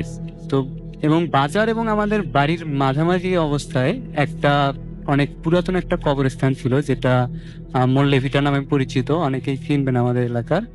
তো এই নামকরণটার কারণ হচ্ছে যে গ্রামে অনেক আগে যে মোড়লরা ছিল তাদের ওখানে কবর দেওয়া হইতো, যদিও পরবর্তীতে আর কবর দেওয়া হয়নি, কিন্তু ওখানকার নদীর ভাঙনে কবর স্থানের অর্ধেকটা নদী ভাঙনের মধ্যে চলে গেছে। তো এর আগে 3-4 দিন আগে একটা ছেলে বিষ খেয়ে আত্মহত্যা করছিল এবং তাকেও ওখানে কবর দেওয়া হয়। ওখানে বিশাল একটা গাছ ছিল, সেই গাছের নিচে ওখানে কবর দেওয়া হয় রাস্তার সাথেই। তো আমাদের নানির বাসা ছিল বাজার থেকে আরো 2 কিলোমিটার দূরে। তো ওখানে সবাইকে আমাদের পরিবারে ইনভাইট করার কারণে সবাই চলে যায়, আমি একা থেকে যাই বাড়িতে। তো আমি সন্ধ্যার সময় ঠিক মাগরিবের আজানের পরে নানির বাড়ির উদ্দেশ্যে আমার গ্রাম থেকে বের হই। তো আমি তখন শীতকাল, মোটামুটি শীত পড়া অবস্থা, তো নদীতে পানি কম, আমি নদী পার হয়ে ওই রাস্তা দিয়ে বাজারের উদ্দেশ্যে রওনা দিই। তো আমি যখন যাচ্ছিলাম তখন হালকা একটু অন্ধকার হয়ে গেছিল। তো হুম। আমি ওই কবরস্থানটাতে যখন যাই, তো যাওয়ার পরে আমি রাস্তাটা যখন পার হচ্ছিলাম তখন কবরস্থান থেকে অনেক আগরবাতির গন্ধ ছড়াচ্ছিল। তা আমি ভাবলাম যে হয়তো 2-3 দিন আগে একটা নতুন কবর দেওয়া হয়েছে, এই কারণে হয়তো আগরবাতির গন্ধটা এত প্রকট এখানে। তো আমি বিষয়টা সাধারণভাবে নিয়েই রাস্তা দিয়ে হাঁটছিলাম। তো হাঁটার এক পর্যায়ে আমি যখন ওই কবরস্থানটা থেকে, মানে কবরটা থেকে প্রায় 10-12 হাত সামনে চলে গেছি, এমন অবস্থায় মনে হচ্ছে যে আমার পিছনে কেউ একজন হাঁটছিল, মানে এরকম একটা অনুভব করতেছিলাম আমি। তো আমি তখন চিন্তা করলাম যে আমার গ্রামের বাড়ি থেকে অনেকেই হয়তো দেখা যাচ্ছে বাজারে যাবে। তো আমি পিছনে ফিরে তাকাইলাম যে দেখি চেনা কেউ বাজারে যাচ্ছে কিনা।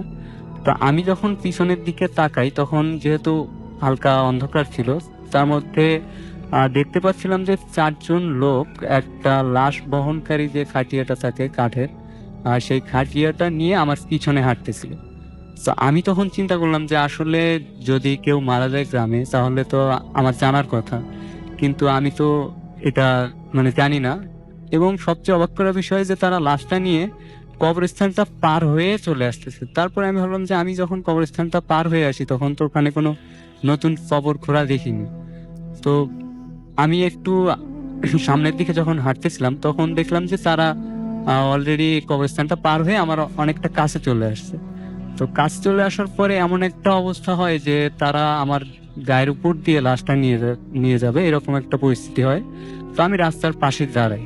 তো দাঁড়ানোর পরে ওনারা আমার সোজায় বাম পাশে থাকে, আমি ডান পাশে হাঁটতেছিলাম। তো আমি একজনকে জিজ্ঞাসা করলাম যে আঙ্কেল কে মারা গেছে, কিন্তু তারা কেউ আমার দিকে তাকালো না এবং কোনো কথাও বললো না। তারা 4 জন শুধু সোজা সামনের দিকে দেখতেছে এবং হাঁটতেছে। হুম। আমি তখন ভালোভাবে খেয়াল করলাম যে খাটিয়ার উপরে যে লাশটা আছে সেই লাশটার হচ্ছে মুখটা বের করা, মানে কাফন, পুরাটাই কাফন করা, বাট মুখের জায়গাটা খোলা। এবং মুখে মনে হচ্ছে যে অনেকগুলো ধারালো ছোরা দিয়ে যদি কাটা হয় যেমন একটা অবস্থা হবে সেই রকম, এবং সেগুলো থেকে রক্ত ঝরছে এবং সেই রক্তটা আস্তে আস্তে রাস্তায় পড়ছে খাটিয়া থেকে। তো তারা আমার সামনে চলে গেল, আমি তখন তাদের পিছনে, তারা আমার সামনে হাঁটতেছে, আমি তাদের পিছনে হাঁটতেছি। এবং লোকগুলোকে আমি কখনো মানে চিনি না যে কোথায়, বা আগে কখনো দেখিনি লোকগুলোকে।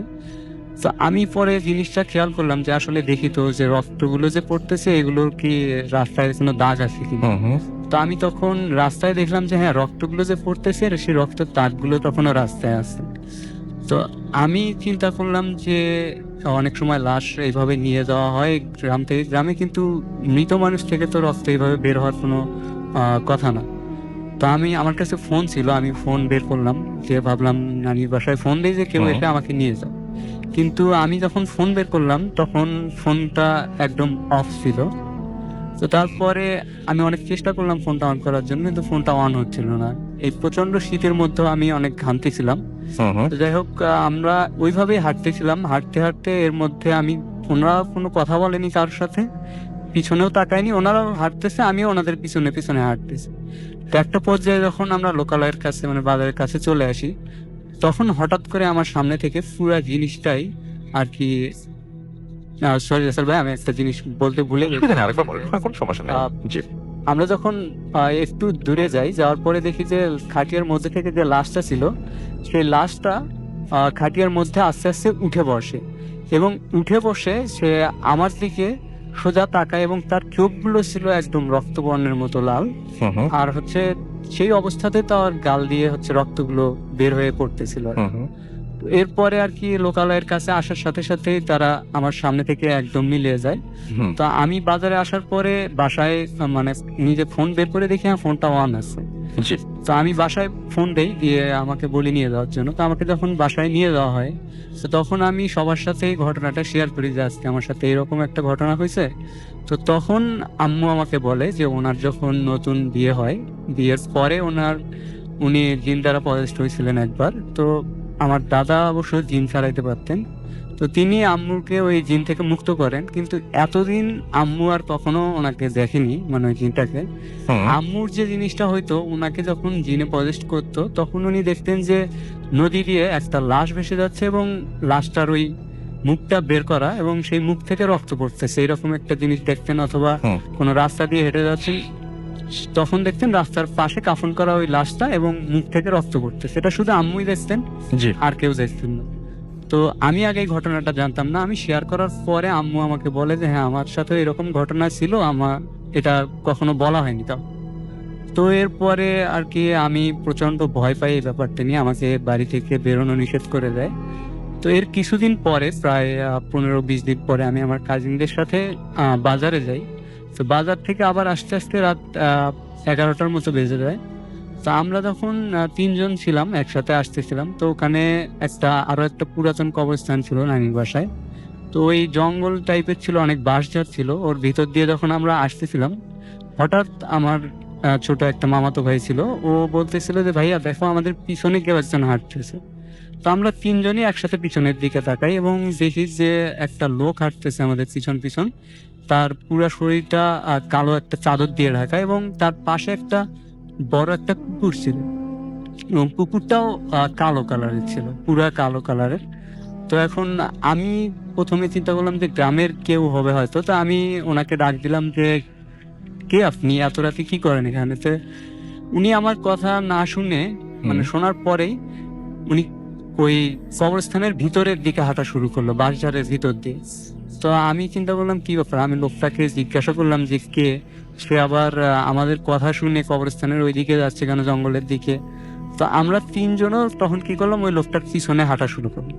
তো ওই লোকটার পিছনে যখন হাঁটা শুরু করলাম, কিছু দূর যাওয়ার পরে আমরা কবরস্থানের যখন পুরোপুরি ভিতরে ঢুকে গেলাম, বাজারের ভিতরে, তো সামনে একটা অনেক মজা পুকুর ছিল, একটা বিশাল বড়। তো ওখান থেকে আর পার হওয়ার কোনো রাস্তা নেই। যদি ওই লোকটাকে আবার ফিরে আসতে হয় তাহলে আমরা যে পথে গেছি আবার ওই পথ দিয়ে তাকে ফিরতে হবে। হুম হুম। কিন্তু আমরা যখন ওই মজা পুকুরটার সামনে গেলাম তখন দেখলাম যে না, ওই লোকটাও নেই ওখানে, কোনো পুকুরের অস্তিত্বও নেই, কিছুই নেই ওখানে। তো আমার কাজিনরা এটা দেখার পরে আর কি বেশ ভয় পেল। তো আমিও একবার এই ঘটনাটা ঘটার পরেও আমিও বেশ ভয় পেলাম যে আসলে কি হচ্ছে আমার সাথে আজকে আবার এতদিন পরে। তো আমি আবার ওদের সাথে ঘুরে বাসায় চলে আসি।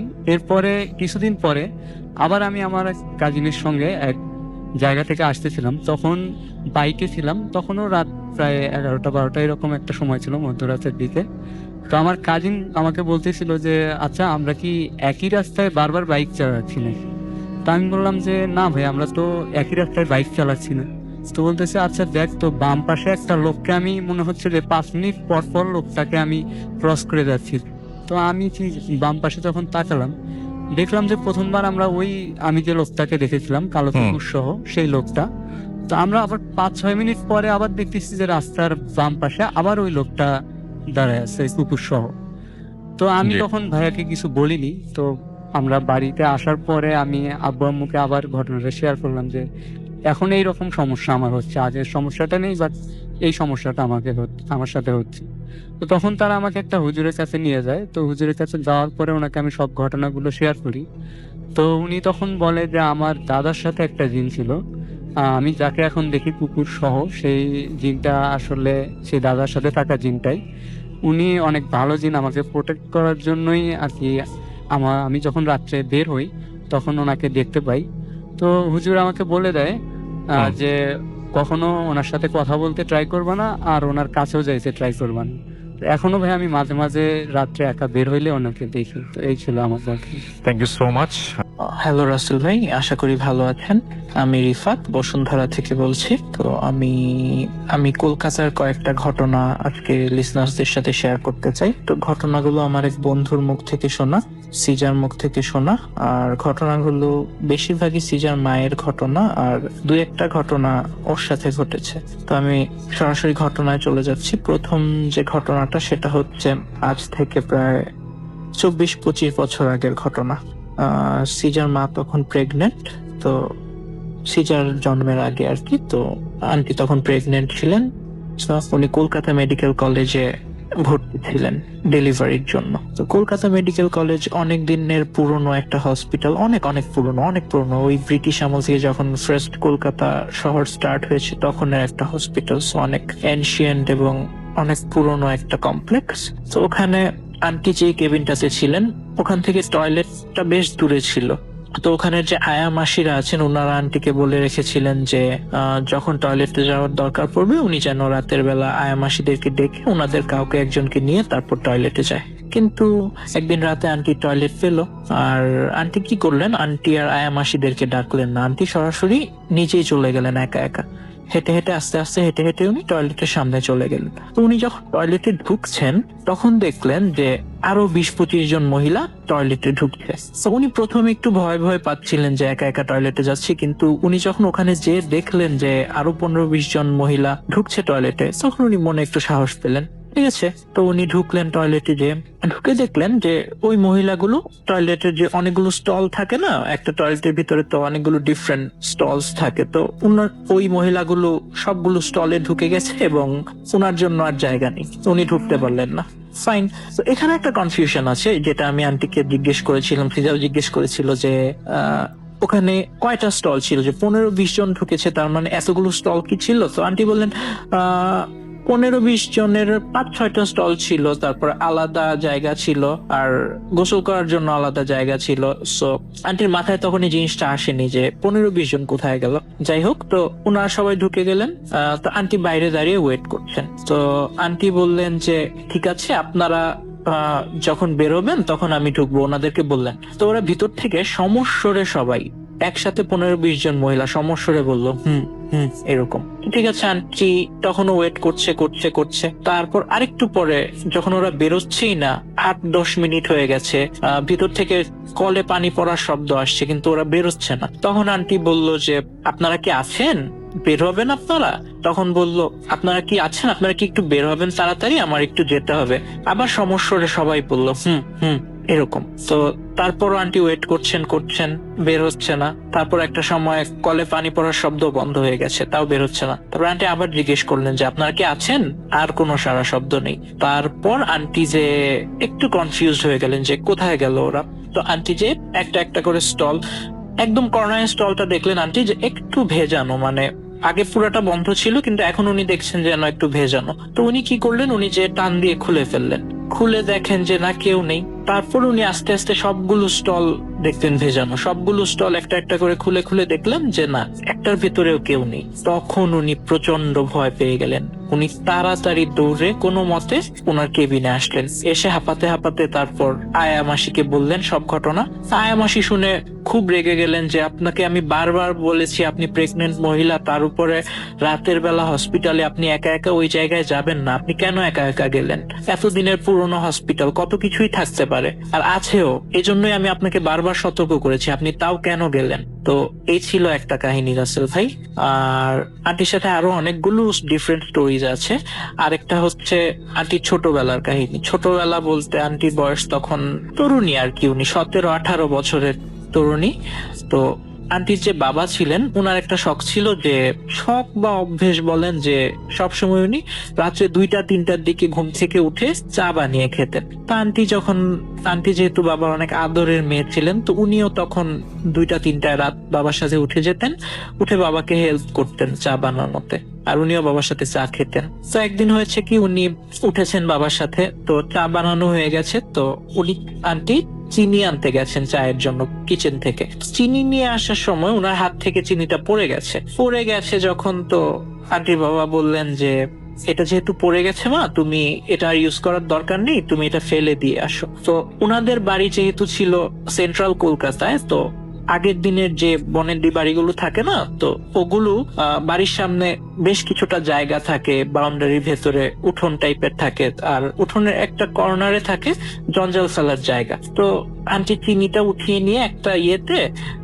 ওই জঞ্জাল ফেলার জায়গার দিকে বেরোতে যাচ্ছেন, বাসা থেকে বেরোয় ওই জঞ্জাল ফেলার জায়গায় চিনিটা ফেলে দিয়ে আসবেন। তো উনি যখন বেরোতে যাচ্ছেন দরজার সামনে, হঠাৎ করে দেখলেন যে একটা ছোট বিড়ালের বাচ্চা। তো উনি বিড়ালের বাচ্চাটাকে দেখে বললেন যে যা হিসেশ্বর। তো এটা শুনে আবার আন্টির বাবাও চলে আসছেন, এসে উনিও যখন দেখলেন বিড়ালের বাচ্চাটা, উনি রেগে গেলেন। এটার পিছনে একটা কারণ ছিল। কারণটা হচ্ছে আন্টির বাবা সবসময় বেড়াল পুষতেন ছোটবেলা থেকে। তো ওনার অনেকগুলো বেড়াল ছিল, আবার ওনার পাখি ছিল অনেক। উনি মানে পশু পাখি এগুলো পোষার শখ ছিল, তো ওনার পাখিও ছিল বেড়াল ছিল। তো একবার ওনার একটা বেড়াল ওনার একটা পাখির ঘাড় মটকে দিয়েছিল। তো এরপর থেকে রাগে উনি ওনার বাড়ির সব বেড়ালকে তাড়িয়ে দিয়েছেন, আর বেড়াল পালতেন না। তো স্বাভাবিকভাবে এই বেড়ালের বাচ্চাটাকে দেখে উনি রেগে গেলেন, বললেন যা যা সর। এই কথা বলে উনি কি করলেন, ওনার হাতে পানির মগ ছিল, উনি পানি ঢেলে দিলেন বেড়ালটার উপর। তো বেড়ালটা একটু সামনে গেল, 2 পা সামনে গেল, গিয়ে ওনার দিকে ফিরে তাকালো। তো উনি আরো রেগে গেলেন যে হ্যাঁ, এত বড় সাহস, আমার দিকে ফিরে তাকাচ্ছিস আবার। তারপর উনি আরেকটু পানি এনে আবার ঢাললেন বেড়ালটার গায়ে। বেড়ালটা আবার 2 পা সামনে গেল, যে আবার ওনার দিকে ফিরে তাকালো। তো উনিও ঢালতে থাকলেন এভাবে, বেড়ালটা দু পা করে সামনে আগাচ্ছে আর ওনার দিকে ফিরে তাকাচ্ছে। এর মধ্যে একটা ঘটনা ঘটলো, বিড়ালটা যতই আগাচ্ছে ততই সাইজে বড় হচ্ছে, যতই আগাচ্ছে ততই বড় হচ্ছে। যেতে যেতে যেতে যেতে আস্তে আস্তে বিড়ালটা যখন জঞ্জালের কাছে যেয়ে পৌঁছালো, তখন বিড়ালটা একটা প্রায় 4-5 ফিট লম্বা একটা বাঘের সাইজ নিয়ে নিল, পুরো একটা বাঘের আকৃতি ধারণ করলো। এটা দেখে তো আন্টিও তখন ছিলেন সামনে, আন্টির বাবা, ওনারা বেশ ভয় পেয়ে গেলেন। তো উনাদের কথাবার্তা শুনে আবার আন্টির মাও চলে আসছেন, উনিও দেখলেন। দেখে ওনারা সবাই ভয় পেয়ে গেলেন। তখন আন্টির মা ওনাদেরকে বলছে ঠিক আছে, তোমরা তাড়াতাড়ি ঘরের ভেতরে চলে আসো, কিছু করতে হবে না। সেরকম করতে করতে আস্তে আস্তে জঞ্জালটার কাছে যেয়ে বাঘটা মিলিয়ে গেল। তো এটা ছিল আন্টির আরেকটা ঘটনা। তো এটা কি ছিল বা কেন হয়েছিল, এটার এক্সপ্লেনেশন আসলে নেই কারো কাছেই, কিন্তু এই ঘটনাটা আসলে আন্টির নিজের চোখে এক্সপিরিয়েন্স করা। তাই আমি যখন শুনছিলাম, আমি হয়তো আন্টির মুখে নিজে না শুনলে, সেটা যখন আমাকে বলছিল আমি আন্টির মুখে শুনছিলাম। আন্টিও পাশ থেকে ওর কোনো ভুল হলে আন্টি কারেক্ট করে দিচ্ছিল। তো এটা যদি আমি নিজের মুখে না শুনতাম আন্টির, আমি কখনো এটা বিশ্বাস করতাম না। কিন্তু একজন নিজে এক্সপিরিয়েন্স করেছে, এরকম বয়স্ক একজন মানুষ, এটা তো আর মিথ্যে হতে পারে না। তো এই জন্য আমাকে বিশ্বাস করতে হয়েছে আর কি। তো এই ছিল কাহিনী। আন্টির আরো অনেকগুলো ঘটনা আছে, ওগুলো কোনো এক সময় পাঠাবো ইনশাল্লাহ। তো এই পর্যন্ত সবাই ভালো থাকবেন, সুস্থ থাকবেন। আল্লাহ হাফিজ। আসসালামু আলাইকুম রাসুল ভাই। আসসালামু আলাইকুম রাসুল ভাই। রাসুল ভাই ভালো আছেন জানি, ভালো থাকুন। রাসুল ভাই আপনি কেমন আছেন বলুন তো? কখনোই জানতে চাওয়া হয় না আপনি কেমন আছেন। আমি রাজিয়া, চট্টগ্রাম থেকে বলছি। আজকে ছোট একটা ঘটনা বলি। এটা আমার মায়ের কাছ থেকে শোনা। মা জেনেছেন আমার নানির কাছ থেকে। ঘটনাটা আমার মায়ের মেজো খালাকে নিয়ে ঘটা একটা ঘটনা, খুবই পজিটিভ একটা ঘটনা। এখানে ভয় ভয় এরকম কোনো বিষয় না, খুবই পজিটিভ। সব ঘটনায় আসলে নেগেটিভিটি থাকে না। কিছু কিছু ঘটনা শুরু থেকে নেগেটিভ মনে হয়, বাট রেজাল্ট অলওয়েজ পজিটিভ আসে। তো আমার মায়ের মেঘা খালা, ওনারা ওই সময় তো আসলে মেয়েরা তো পড়ালেখা করতো না। বাংলা মাধ্যমের পড়ালেখা আপনি বাদ দিন, আরবি পড়ালেখা অনেক সময় হয়ে উঠতো না, দিয়ে দিত খুব আর্লি এজে, ওনাকেও তেমন দিয়ে যায়। তো কোরআন তেলাওয়াত, বাংলা তো সম্ভবই হয়নি, কোরআন তেলাওয়াত করা, নামাজ শেখা, এগুলো আসলে ওনাকে দেওয়ার হয়নি। তো আমার মারা তখন খুবই ছোট, যাওয়া আসা করতেন, নানা বাড়িতে গেলে লং টাইম থাকতেন। আমার নানিজান আবার খুব বেশি সংসার ছেড়ে এদিক ওদিক থাকার সুযোগ হতো না, বিশাল গৃহস্থী বাড়ি, যার কারণে যখনই সময় পেতেন গিয়ে একটু লম্বা সময় থাকতেন, 10 দিন 15 দিন। তো আমার নানিজান সেরকম একবার গেলেন, ছিলেন কয়েকদিন। এখন হঠাৎ করেই সন্ধ্যার আগে বোধ হয় আমার মায়ের মেজো খালাকে খুঁজে পাওয়া যাচ্ছে না। তো সেই সময় এরকম কেউ হারিয়ে গেলে মানুষ প্রথমেই সেন্স একটা জিনিস আনতো যে জিনের কোনো সমস্যা হবে, ঘুম টুম করে ফেললো, কোথাও নিয়ে গেল, এগুলো খুবই নর্মাল ঘটনা। তো সেই সেন্সে সবাই খোঁজাখুঁজি শুরু করলো, হুজুরকে খবর দিল, হুজুর আজান দিলেন। যে যে কর্নার থেকে আসলে ওনাকে গুম করা যাবে বলে ধারণা করা হচ্ছে, সব রকম কর্নারে গিয়ে আজান দেওয়া, ওনাকে খোঁজা ডাকা, যেই সব প্রসেসিং করতে হয় সবই করা হলো, বাট ওনাকে পাওয়া গেল না। দেন একবার খুঁজে শেষ করে সবাই চিন্তা করলো যে অনেক সময় আজান দেওয়ার পর ওই বেসিকে ফেরত দেওয়া হয়, তো আমরা আবার নতুন করে খোঁজা শুরু করি। দেন সবাই আবার নতুন করে খোঁজার জন্য বের হলো।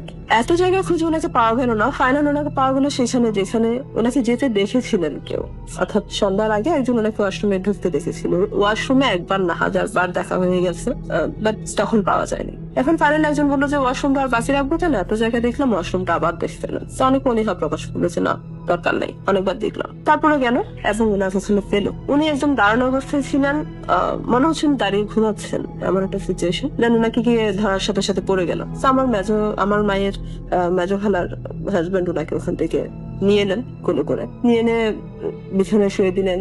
হুজুর যা যা করার সবকিছু করলেন। অনেক কষ্টের পর ওনার সেন্স আসলো। সেন্স আসার পর ওনার প্রথম কথাই বোধহয় ছিল সূরা ইয়াসিন বা কোরআন শরীফ থেকে কোন একটা বড় সূরা তেলাওয়াত, উনি অটোমেটিক্যালি ওটা তেলাওয়াত শুরু করলেন এবং একের পর এক সূরা পড়ে যাচ্ছেন।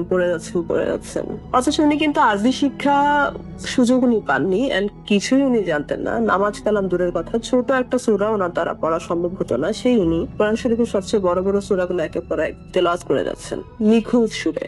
দেন হুজুর বললেন ওকে, ঘটনা আসলে ভালো কিছু ছিল না, বাট রেজাল্টটা খুবই ভালো। যেই নিয়ে গেছে হবে কোনো মুসলিম জিন, এবং ওনার জন্য ভালো কিছুই করেছে সে। উনি যেহেতু আরবি শিক্ষায় শিক্ষিত ছিলেন না, কোনো কিছু জানতেন না, নামাজ কালামও জানতেন না, তো হয়তো এখন উনি সবই করবেন দেখবেন। ফাইনালি আসলে তাই দেখা গেল। উনি সুস্থ হয়ে ওঠার পর উনি নামাজ কালাম কোরআন তেলাওয়াত সবকিছুই, কোরআন তেলাওয়াতটা আসলে ওনার দেখেও করতে হতো, উনি মুখস্থই তেলাওয়াতটা করতে পারতেন। তো সব ঘটনা আসলে খারাপ না, কিছু কিছু ঘটনা খারাপটা শুরুটা খারাপ দিয়ে হয়, বাট এন্ডিংটা খুব ভালো কাছে আছে। তো নেক্সট টাইমে আরো কিছু ঘটনা দেবো, ধীরে ধীরে অল্প করে পাঠাবো, পয়সায় তো ঠিক হোক। সেই পর্যন্ত আমি যাতে ভালো থাকি এবং আমার মতো যারা ভূতে করতে ভালোবাসে তারা যাতে ভালো থাকে, সেই জন্য দোয়া করে রাখবে, কারণ আপনি তো অনেক ভালো আছেন। আল্লাহ হাফিজ।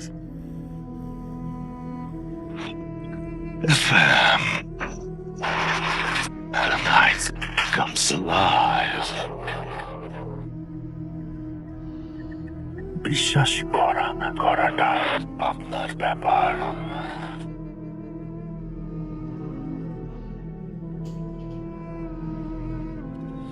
Welcome back, you are listening to radio food red FM. আমি রাফসেল আসির সাথে, এবং চলছে ভূত এফএম। আপনাদের সবাইকে আরো একবার স্বাগত জানাচ্ছি।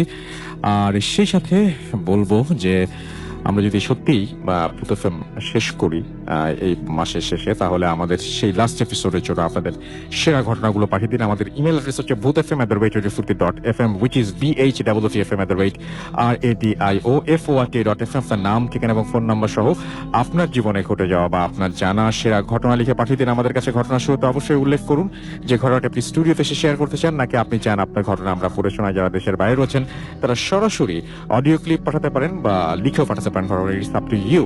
আজকের মতো এখানে শেষ করবো ভূত এফএম। কথা হবে আবারও আগামী শুক্রবার। সেই পর্যন্ত সবাই ভালো থাকবেন, সুস্থ থাকবেন, সুন্দর থাকবেন, মোস্ট ইম্পর্টেন্টলি ফুর্তি থাকবেন। আজকের মতো এখানেই শেষ করছি। টাটা।